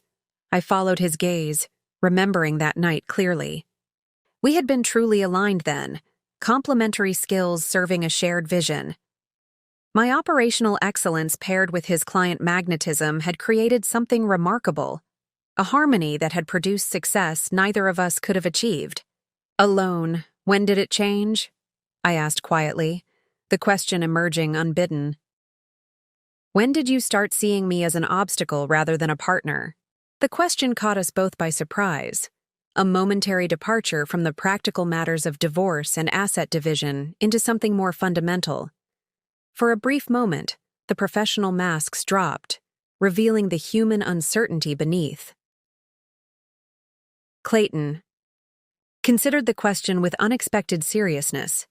I don't know exactly. After the Thompson account, maybe. The Thompson account, a major client acquisition 3 years ago that had significantly elevated Meridian's industry profile. Clayton had led the pitch presentation, securing a multinational client that transformed our company's reputation and revenue projections. You restructured our service delivery model without consulting me, he continued. Created all those additional oversight protocols that slowed down implementation. I remembered the changes clearly. Governance improvements designed to ensure consistent quality as we scaled to serve larger clients. Protocols that had protected both Meridian and Thompson from potential compliance issues. Those protocols prevented 3 major implementation errors, I pointed out. They protected both the client and Meridian. They constrained innovation, Clayton countered. Made everything procedural instead of responsive. After that, you started questioning every creative approach to client solutions.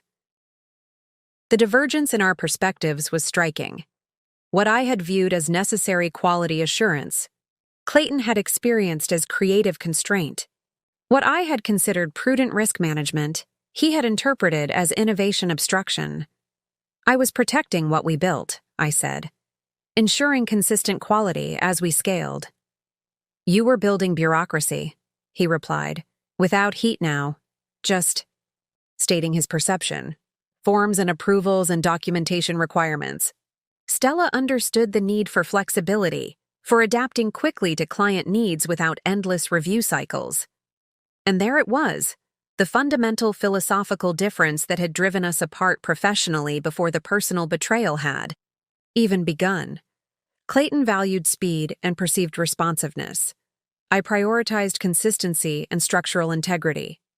I checked my watch. 45 minutes had passed. Our hour was drawing to a close, and we had barely touched on the practical, matters that would need resolution through our attorneys. Is there anything else we need to discuss tonight? Clayton seemed to deflate further. The mention of our limited time frame appeared to reinforce the finality of the situation, that our 15-year partnership had been reduced to a 60-minute conversation in a house that would soon belong only to him. What will you tell people? About us? An interesting question. His first concern about reputation rather than finances or legal exposure. Throughout our marriage and business partnership, Clayton had been acutely conscious of public perception, carefully cultivating his image as a visionary leader and success story. The truth, I replied. That we've decided to separate after 15 years, that the business will continue under established leadership, that we both ask for privacy during this transition. My proposed narrative was factual without being vindictive, acknowledging the separation without detailing the betrayal that precipitated it. It provided closure without unnecessary damage to reputations or relationships. That's it? No mention of Stella or the irregularities? There was genuine surprise in his question, revealing again how fundamentally he had misunderstood me. Clayton had approached our divorce from an adversarial framework, assuming I would seek not just protection, but retribution. Contrary to what you might think, Clayton, I don't want to destroy you. I just refuse to let you destroy me. I meant it sincerely. Despite the pain of betrayal, despite the years of gradual erasure from Meridian's public narrative, I took no satisfaction in Clayton's professional diminishment. My goal had always been protection, not punishment, safeguarding what we'd built rather than dismantling his future. Relief flickered across his face. Thank you for that, at least. The gratitude seemed genuine if limited. Appreciation for professional. Discretion if not forgiveness for personal betrayal. Even now, Clayton's priorities remained reputation-focused. His concerns centered on public narrative rather than private reconciliation. I stood, gathering my belongings. I should go.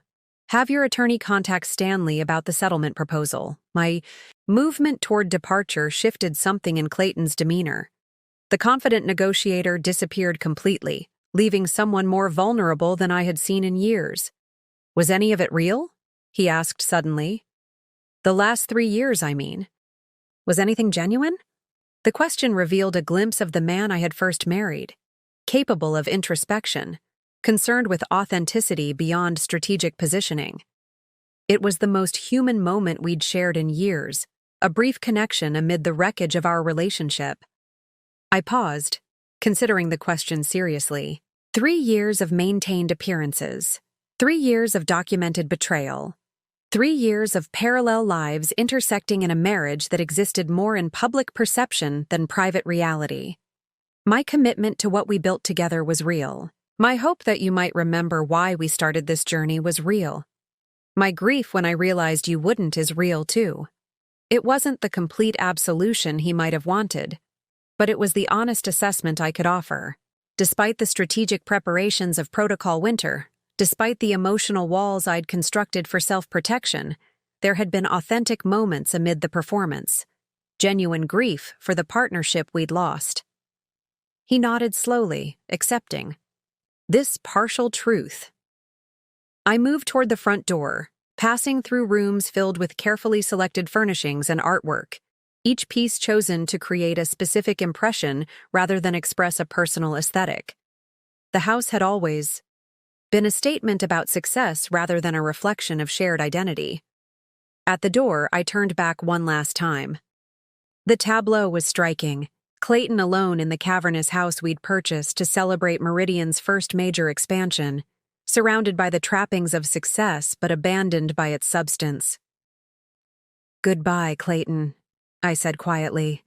"Goodbye, Nikki," he replied, not looking up. Outside, the night air carried the first hint of autumn crispness, a transitional season appropriate to this moment of ending and beginning.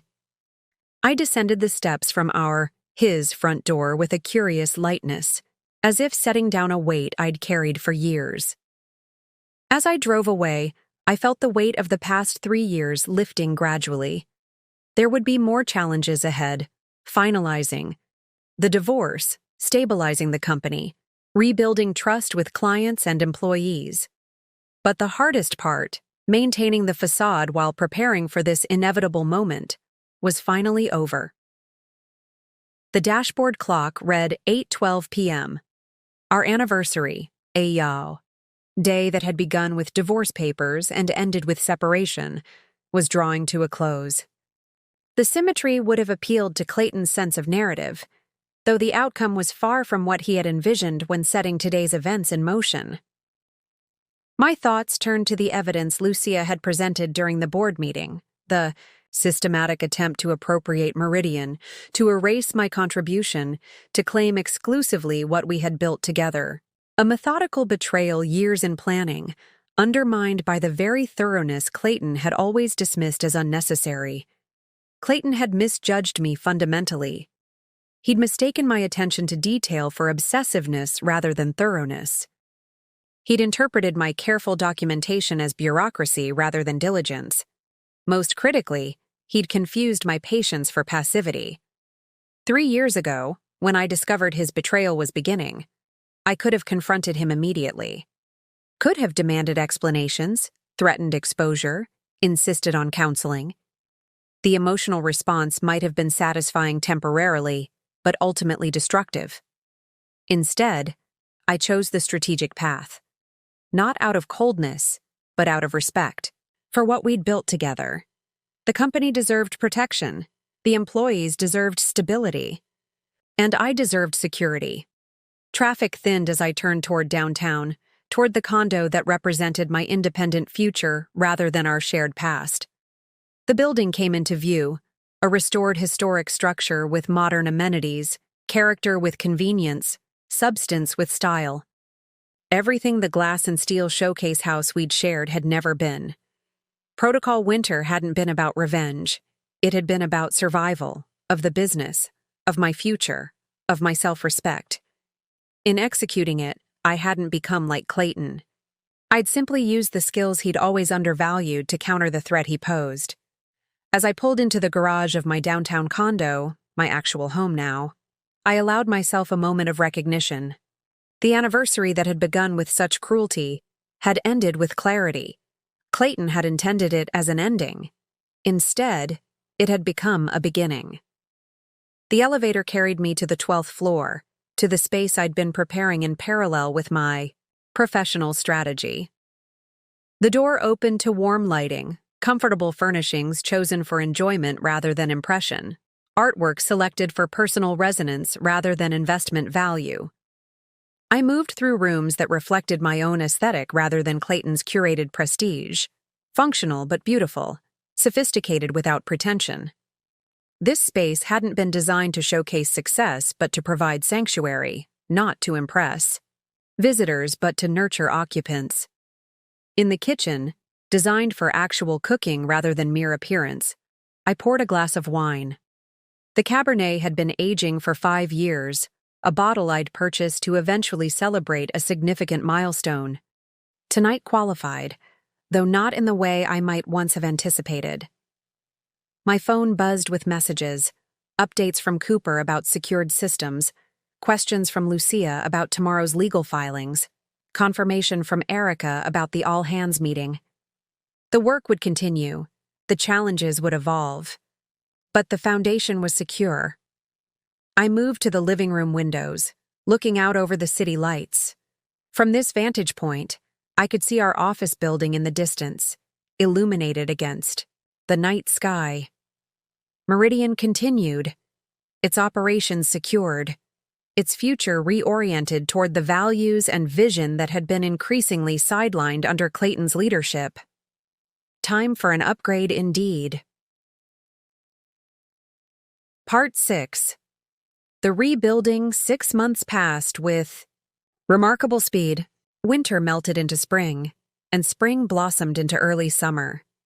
Meridian not only survived the transition, but thrived under reorganized leadership.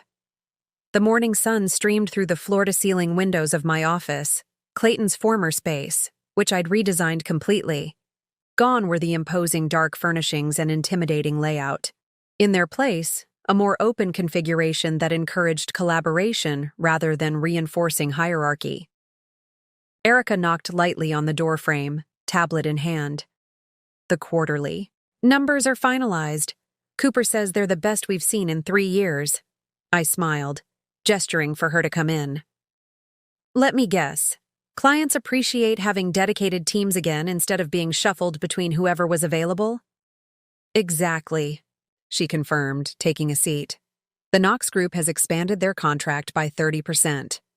They specifically mentioned consistent leadership as the deciding factor.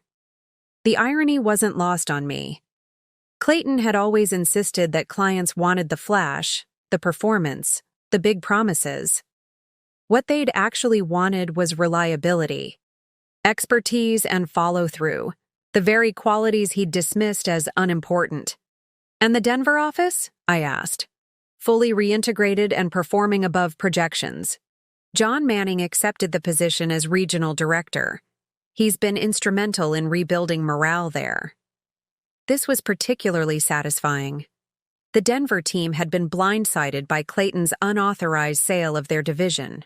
Unwinding that transaction and restoring their place within Meridian had been among my first priorities. How are the governance changes being received? I asked, referring to the comprehensive restructuring we'd implemented. Clearer approval protocols, more transparent reporting, distributed decision-making. Erica's expression was telling. There was some resistance initially from Clayton's old guard. But the results speak for themselves. Decision-making is actually faster now that we have clear processes instead of waiting for Clayton's sporadic attention. My intercom buzzed. Ms. Harlow, Mr. Weber is here to see you. Send him in, I replied. Stanley entered moments later, carrying his characteristic leather portfolio. Erica excused herself, giving us privacy. The final divorce papers are ready for your signature, Stanley announced without preamble. He'd always appreciated directness, one of the reasons I'd chosen him as my attorney. I gestured for him to sit. And Clayton has already signed? Yesterday. Stanley spread the documents on my desk. The terms are exactly as negotiated. You retain full ownership of Meridian through your 93% stake. Clayton keeps the house and his personal investments. The non-compete clause remains in effect for 5 years. And most importantly, he has reimbursed all misappropriated funds with interest. I nodded, scanning the key provisions. And the criminal charges? Dropped, per the agreement. Though the regulatory investigation continues independently. That was beyond our control. This had been the most difficult decision, whether to push for criminal charges regarding the financial misconduct. Ultimately, the board had agreed that company interests were best served by full financial recovery and Clayton's complete separation rather than a protracted legal battle. I signed where indicated, feeling a curious sense of completion rather than sadness. The marriage had effectively ended 3 years ago when I discovered Clayton's betrayal. This was merely the formal acknowledgement of what had long been reality. Any word on where he's landed? I asked, handing the signed papers back to Stanley. Consulting for a firm in Arizona. Much smaller than Meridian. Stella isn't with him, from what I hear. That didn't surprise me. Stella had always been ambitious. When Clayton's plans collapsed, taking his resources and reputation with them, she had undoubtedly moved on to more promising opportunities. And the board meeting this afternoon? Stanley inquired, changing the subject as he packed away the divorce papers. Standard quarterly review, plus discussion of the expansion proposal. He nodded approvingly. The Chicago acquisition? Yes. The numbers look promising, and it gives us presence in a key market. Cooper has developed a solid integration plan. After Stanley left, I spent some time reviewing the expansion documents. The Chicago firm complemented our existing services, perfectly bringing specialized expertise that would enhance our overall offerings. Unlike Clayton's impulsive acquisitions, this one had been thoroughly researched, with clear integration strategies and realistic projections. My phone buzzed with a text from Lucia. Celebration dinner tonight? The team wants to mark the occasion. I smiled, knowing she meant both the finalized divorce and the expected approval of the Chicago acquisition. Absolutely. Marcello's at 7? Perfect, came the reply. Cooper and Erica already confirmed. The afternoon board meeting went exactly as anticipated. The quarterly results impressed everyone, with client retention at 97% and new business up 22%. The Chicago acquisition received unanimous approval, with thoughtful questions and constructive suggestions, rather than the rubber stamp approach that had characterized the board under Clayton's influence. As I prepared to leave for the day, I passed by the company timeline displayed in the main reception area. A new addition had recently been installed, a photo of our expanded leadership team at the industry awards ceremony last month, where Meridian had been recognized for excellence in corporate governance reform. The irony of that particular award wasn't lost on anyone who knew our recent history. The governance failures under Clayton had ultimately led to the creation of a model that others were now emulating. Arriving at Marcello's that evening, I found Lucia, Cooper, and Erica already seated at our usual corner table. The restaurant had been our unofficial meeting place during the entire protocol winter phase, chosen specifically because Clayton avoided Italian food and would never unexpectedly appear. To new beginnings, Lucia proposed as our wine was poured, raising her glass in a toast.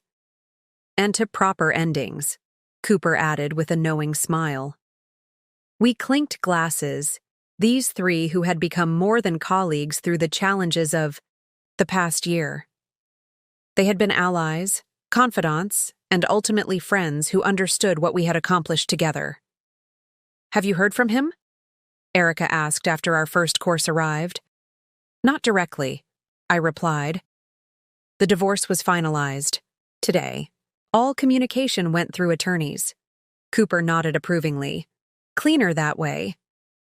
I saw his profile on LinkedIn, Lucia mentioned. He's updated it to downplay his Meridian connection. Now he's positioning himself as a strategic advisor, focused on Disruptive innovation. We all shared a knowing look. Clayton's version of disruptive innovation had nearly destroyed the company he claimed to have built. Enough about the past, I said, turning the conversation. Let's talk about Chicago. Cooper, walk us through the integration timeline. As dinner progressed, our discussion moved confidently between business strategy and personal plans. Lucia had finally agreed to take the vacation she'd been postponing for years. Cooper was mentoring a promising financial analyst he'd recruited from a competitor. Erica was implementing a leadership development program she'd designed for our mid-level managers. These were the conversations Clayton had always dismissed as administrative details beneath his attention.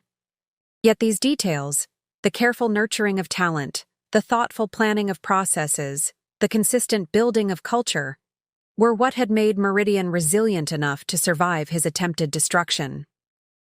Walking back to my condo later that evening, I reflected on the strange journey of the past year.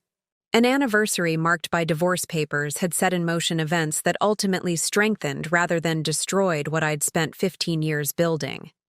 Clayton had intended to discard me, assuming I would crumble without his brilliant leadership.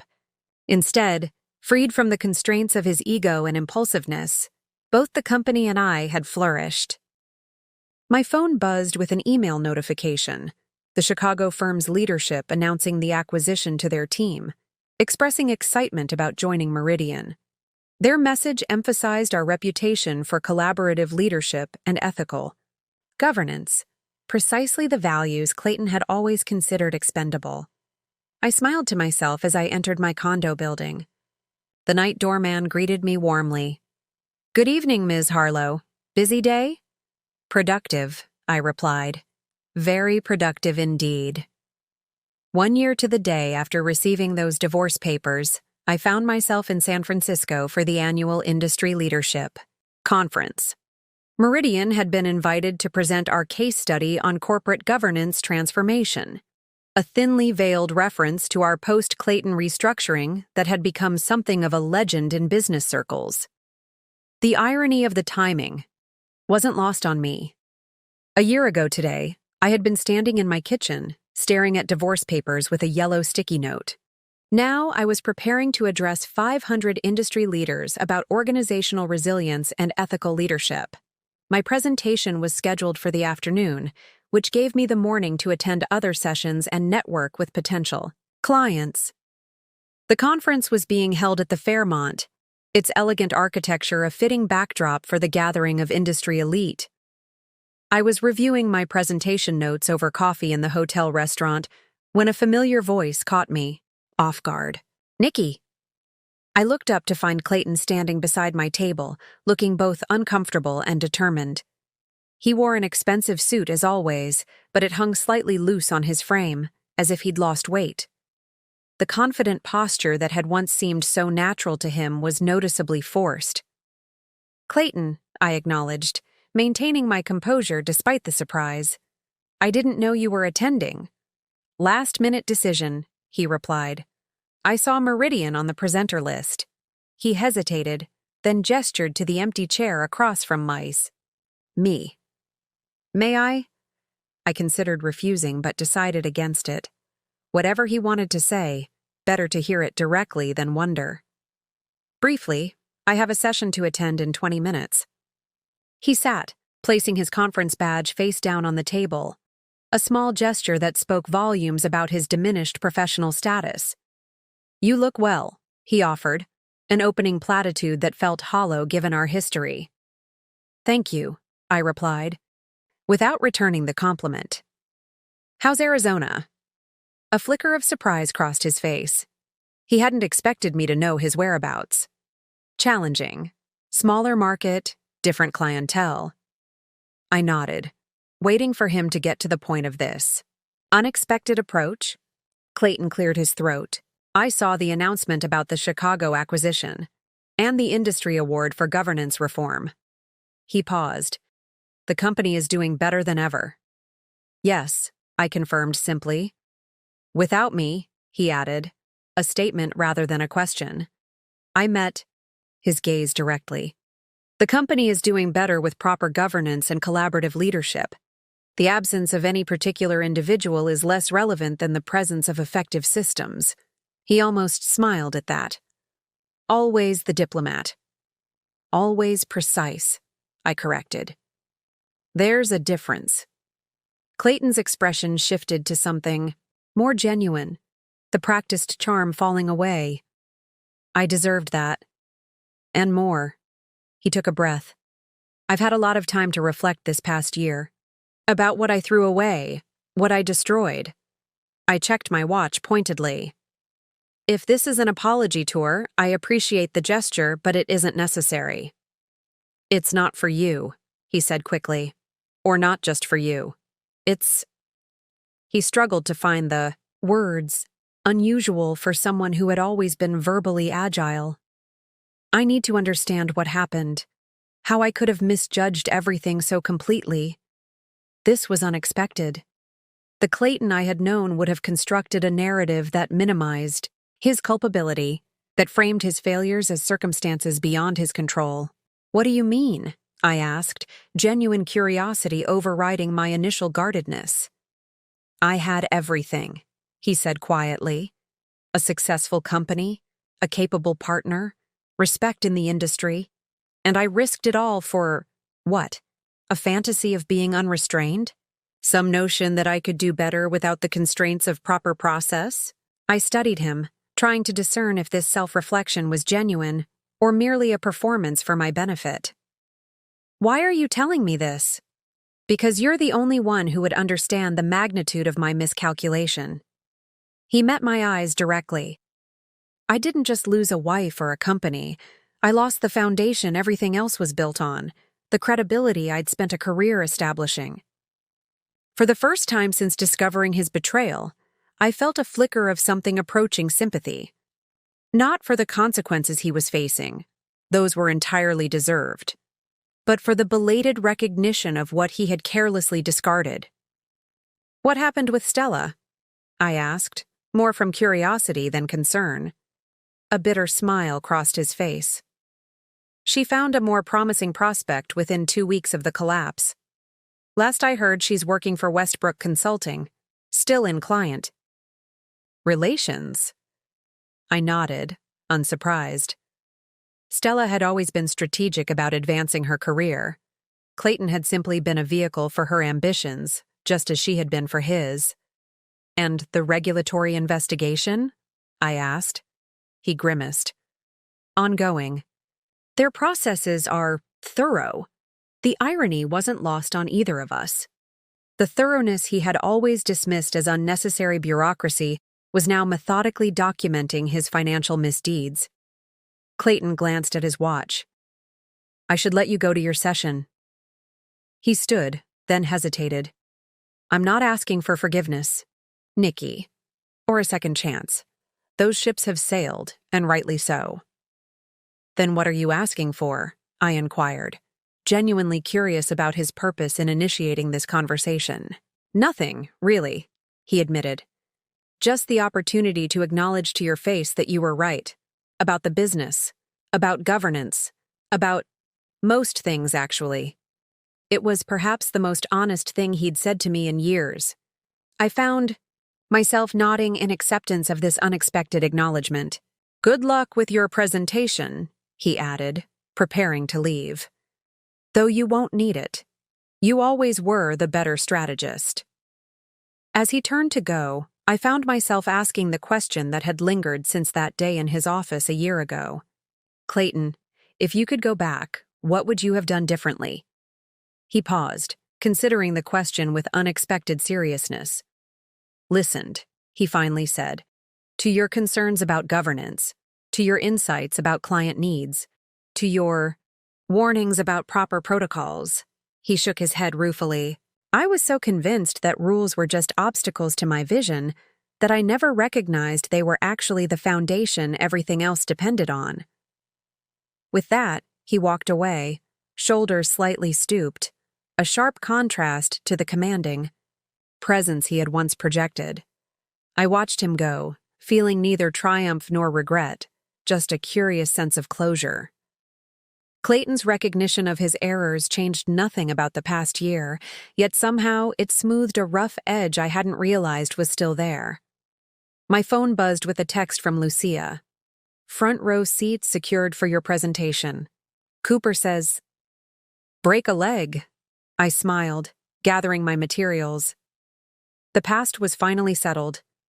The future, with its Chicago expansion, governance innovations, and growing industry recognition, stretched before me with possibilities I was only beginning to explore. As I walked toward the conference hall, I found myself reflecting on the strange symmetry of the day. A year ago, Clayton had intended our anniversary to mark the end of everything I'd built. Instead, it had become the beginning of something stronger, more resilient, and ultimately more successful than what had existed before. Sometimes, I mused, the best revenge isn't about getting even. It's about moving forward. The main conference hall was already filling when I arrived. Business leaders, industry analysts, and consultants found their seats as the previous session concluded. I recognized several competitors among the audience, undoubtedly curious about Meridian's remarkable turnaround. Backstage, I reviewed my slides one final time. The presentation had been meticulously prepared, balancing technical governance details with the human elements of organizational transformation. It told our story without explicitly naming Clayton or detailing the personal betrayal that had precipitated the change. Some things remained private, even in a case study. The moderator, a well-respected business school professor, approached with a warm smile. "Ms. Harlow, we're looking forward to your presentation. There's considerable buzz about Meridian's governance innovations." "Thank you," I replied. Though I should note we didn't set out to be innovative. We simply committed to doing things properly. She nodded appreciatively. Sometimes that's the most revolutionary approach of all. As I waited for my introduction, I scanned the audience through the slight gap in the curtains. Lucia and Cooper sat in the front row as promised, alongside Erica, who must have arrived that morning. Several of our major clients were present as well. And there, near the back, Clayton, seated alone, expression unreadable from this distance. His presence was unexpected. Our brief morning encounter had felt like closure, not a prelude to further interaction. Yet here he was, presumably to witness firsthand the public discussion of the company he'd tried to dismantle. The moderator's voice pulled me back to the present moment. "Our next speaker has led one of the most remarkable corporate transformations in recent years. Under her leadership, Meridian Consulting has not only survived a major governance challenge, but emerged stronger, with industry-leading client retention rates and a governance model that's being studied at business schools nationwide. Please welcome Nicole Harlow, CEO of Meridian Consulting." The applause was encouraging as I stepped onto the stage. Public speaking had never been my favorite activity. That had been Clayton's domain. But over the past year, I'd grown comfortable with the role of visible leadership, recognizing its importance in building confidence with clients and employees alike. "Thank you," I began, my voice steady. 18 months ago, Meridian Consulting faced a pivotal moment. Not a financial crisis or market disruption, but a governance challenge that threatened the very foundation of our organization. I advanced to the first slide, which showed our company's performance metrics before and after the restructuring, the stark contrast telling its own story. What you're seeing isn't just improved numbers. It's the quantifiable result of aligning governance with values, of ensuring that processes support purpose rather than impede it. Over the next 40 minutes, I detailed our journey, the identification of governance gaps, the implementation of transparent protocols, the cultural shift from charismatic leadership to systematic accountability. Throughout, I kept the focus on principles rather than personalities, on lessons rather than blame. The most significant realization, I continued nearing the conclusion, wasn't that our previous governance was flawed. It was understanding that governance isn't separate from strategy. It is strategy. It's not bureaucracy that constrains vision. It's the infrastructure that enables vision to become sustainable reality. As I spoke, I noticed Clayton shift in his seat. These weren't just abstract principles to him, but painful personal lessons. At Meridian, we discovered that when governance is strong, individual contributions become more valuable, not less. When processes are clear, creativity flourishes rather than diminishes. When accountability is consistent, trust deepens throughout the organization. The final slide displayed our current leadership structure, a collaborative model that distributed authority while maintaining clear decision paths. The traditional image of corporate leadership often focuses on the solitary visionary, the charismatic individual who drives change through sheer force of personality. What we've discovered is that real organizational resilience comes not from individual brilliance, but from systematic excellence. Excellence that survives and thrives regardless of any single person's presence or absence. I concluded with our outcomes: client growth, employee satisfaction, industry recognition, and opened the floor for questions. The first came from an industry analyst I recognized from business publications. Ms. Harlow, your governance model emphasizes distributed decision-making, yet you maintain a traditional CEO role. How do you reconcile these approaches?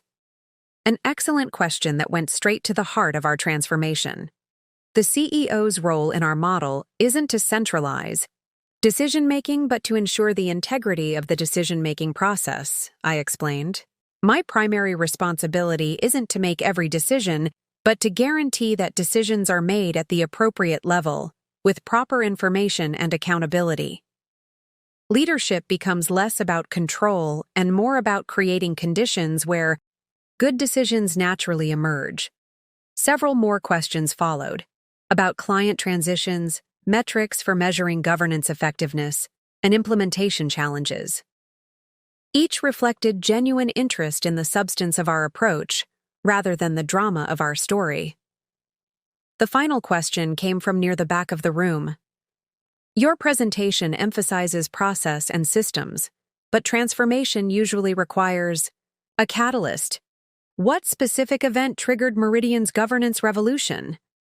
I looked up to locate the questioner and found myself meeting Clayton's gaze directly. He had raised the question deliberately, offering me a public opportunity to expose his betrayal if I chose to. The room fell silent, awaiting my response. I could feel Lucia and Cooper tensing in the front row, uncertain how I would handle this deliberate provocation, if that's what it was.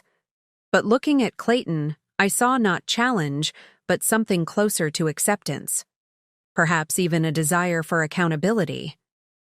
Transformation indeed requires a catalyst, I acknowledged, addressing the entire room rather than just Clayton. In Meridian's case, we experienced what I'll call a significant misalignment between leadership actions and organizational values. That misalignment created an opportunity to examine our fundamental assumptions about how decisions should be made and accountability maintained. I paused, then continued with careful precision. The specifics are less important than the principle. Governance isn't something you implement after a crisis. It's something you establish to prevent crisis. We had the opportunity to learn that lesson more dramatically than most. The moderator sensed the weight of the moment and stepped in. That seems like an excellent note to conclude on. Please join me in thanking Nicole Harlow for this insightful presentation. The applause was enthusiastic as I gathered my materials. As I left the stage, I caught a final glimpse of Clayton slipping out a side door, whether from discomfort at my diplomatic handling of his question or simple recognition that our chapter was truly closed. I couldn't tell. In the hallway, Lucia, Cooper, and Erica waited with congratulatory smiles.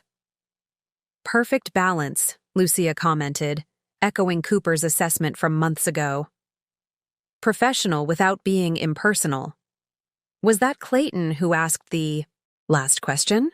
Erica asked quietly. I nodded. He attended the full presentation. Cooper's expression darkened slightly. Looking for ammunition, or just morbid curiosity? Neither, I think, I replied, surprising myself with the assessment. I believe he was looking for understanding. Our conversation was interrupted by a stream of attendees approaching with questions, business cards, and invitations to continue discussions over coffee. The interest was gratifying, not just in me personally, but in the governance principles we'd implemented. By the time we broke for lunch, I had scheduled follow-up conversations with 3 potential clients and accepted an invitation to speak at a prestigious business school. Clayton was nowhere to be seen. As we settled at our lunch table, Erica raised her water glass in a quiet toast. To the future of Meridian. And to its architect, Cooper added, nodding toward me. I smiled, accepting their acknowledgement while knowing the truth was more nuanced. Meridian's transformation hadn't been my solo creation, but the collective work of everyone at the table, and many others back at the office who had embraced the new direction. To all of us, I amended, raising my own glass, and to proper governance. We clinked glasses, united not just by what we'd overcome, but by what we were building together. 2 years after that fateful anniversary, I found myself back in our original office building. Meridian had long since outgrown the space, relocating to larger headquarters that better accommodated our expanded team. But this building housed our first major client, the Knox Group, and our quarterly strategy meeting had brought me back to familiar territory. As I waited for the elevator in the marble-floored lobby, memories cascaded through my mind. Late nights, developing proposals, early morning strategy sessions, the gradual evolution from hopeful startup to established consultancy. So much of our early foundation had been laid within these walls. The receptionist smiled in recognition as I signed in. Ms. Harlow, it's been ages. Knox has been singing your praises nonstop. They've been wonderful partners, I replied, returning her warm greeting. Sometimes the original relationships remain the strongest. Isn't that the truth? She agreed, handing me a visitor badge. Mr. Rossman is expecting you on 17. The elevator doors opened, and I stepped inside, pressing the button for the 17th floor. As the doors began to close, a hand reached through the gap, triggering the safety sensor. Sorry, just catching. The voice cut off abruptly as recognition dawned on both sides. Clayton stood frozen for a moment, clearly as surprised by this encounter as I was. 2 years had changed him visibly. The polished corporate appearance had softened into something more authentic, still professional but lacking the carefully cultivated image he'd once maintained. Nikki, he acknowledged with a nod, stepping into the elevator and pressing the button for the 14th floor. Clayton, I didn't realize you were back in town. 6 months now, he replied, maintaining a respectful distance as the elevator began its ascent. I'm with Archer Davis on 14. Archer Davis was a mid-sized firm with a solid reputation, nowhere near Meridian's scale, but respectable. Not where Clayton would have placed himself 3 years ago, but a legitimate position nonetheless. How is it? I asked, genuine curiosity rather than polite formality. He considered the question thoughtfully. Challenging in the right ways? Smaller projects? More direct client involvement? A slight smile. More attention to governance and documentation than they were used to. The irony wasn't lost on either of us. The very principles he had once dismissed had become his new professional foundation. The Chicago expansion is impressive, he offered after a brief pause. I saw the announcement about the new financial services division. I nodded, slightly surprised he was tracking Meridian's growth. Cooper's been leading that initiative. He has a particular talent for integrating new teams while maintaining cultural consistency. Always did, Clayton agreed. I should have listened to him more often. The elevator slowed at the 14th floor. As the doors opened, Clayton hesitated. I saw your feature in Business Leadership Monthly, he said. The governance model you've developed is being adopted across the industry. It's quite an achievement. Thank you, I replied, recognizing the genuine acknowledgement in his tone. He stepped out of the elevator, then turned back. For what it's worth, Nikki, you've built something remarkable, something much better than what existed before. Before I could respond, the doors began closing. Our brief encounter ended with a simple nod of mutual recognition, not reconciliation, not forgiveness, but something approaching respect. The Knox meeting proceeded perfectly, our long-standing relationship translating into efficient collaboration and strategic alignment. Their CEO, James Rossman, had been with us from the beginning and had witnessed firsthand the transformation of Meridian. I have to say, he commented as we wrapped up, watching Meridian's evolution these past few years has been fascinating. When Clayton was removed, I'll admit I had concerns about continuity. I smiled, appreciating his candor. Many did. Change at the top often creates uncertainty. But you didn't just maintain continuity, he continued. You created something fundamentally stronger. Our team has never felt better supported. After the meeting, I found myself with an unexpected free hour before my next appointment. On impulse, I decided to visit our old office space on the 12th floor. The building directory showed it was now occupied by a tech startup, the circle of business life continuing as ever. Standing outside those familiar doors, I could almost see the ghosts of our younger selves, Clayton and I, full of ambition and shared purpose, building something from nothing through sheer determination and complementary skills. My phone buzzed with a text from Erica. London office launch confirmed for September. Board approval unanimous. I smiled, replying with, "My congratulations." The London expansion represented our first international presence, a milestone we had once discussed with Clayton in those early days, but had never quite prioritized under his leadership. As I turned to leave, the startup's door opened and a young woman emerged, startled to find someone in the hallway. "Oh, can I help you?"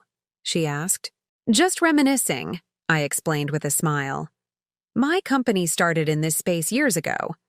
Her expression brightened. "You're Meridian Consulting? We've heard the stories about this being your original office. It's like startup folklore around here." I laughed. "I'm not sure we've reached folklore status yet." "Are you kidding? Female-led company, governance innovation, industry awards? You're basically what every founder aspires to build." Her enthusiasm was genuine and unexpected. "Would you mind if I grabbed a quick photo for our team? They'll never believe who I ran into." After obliging with a photo and exchanging business cards, her name was Tara, and their company was developing AI solutions for sustainability metrics. I headed back to the elevator with a curious sense of perspective. 3 years ago, I had received divorce papers on my anniversary, setting in motion events that could have destroyed everything I'd built. Instead, that moment of betrayal had catalyzed transformation, not just of Meridian, but of myself. The elevator doors opened, and I found myself standing in the same spot where I'd encountered Clayton minutes earlier. Our paths had diverged permanently, yet there was something fitting about this brief crossing, a reminder of where we had started and how far we had each traveled since. As I descended to the lobby, I reflected on the strange journey that had brought me here. The anniversary that Clayton had intended to mark the end had instead become a beginning. The company he had tried to claim exclusively as his creation had flourished beyond what either of us had initially envisioned. The capabilities he had, dismissed, had proven to be the very foundation of sustained success. Outside, the summer sun illuminated the city skyline. Familiar buildings alongside new construction, the urban landscape evolving just as Meridian had. My phone buzzed again, this time with a message from Cooper about our upcoming strategy retreat. Smiled as I typed my response, then paused to look back at the building where so much had begun. The past would always be there, informing but not constraining the future we were creating. Sometimes, I mused as I headed toward my next meeting, the most significant chapters of our lives begin precisely when we think the story is ending. Clayton's attempt to discard me had instead freed me to build something stronger than either of us could have imagined separately. His anniversary gift of divorce papers had ultimately given me something far more valuable than the diamond earrings he'd hinted at. It had given me clarity, purpose, and the opportunity to discover my own capabilities without the shadow of his ego. As anniversary presents go, I reflected with a quiet smile. It had turned out to be quite remarkable indeed. Up next, you've got 2 more standout stories right on your screen. If this one hit the mark, you won't want to pass these up. Just click and check them out. And don't forget to subscribe and turn on the notification bell so you don't miss any upload from us.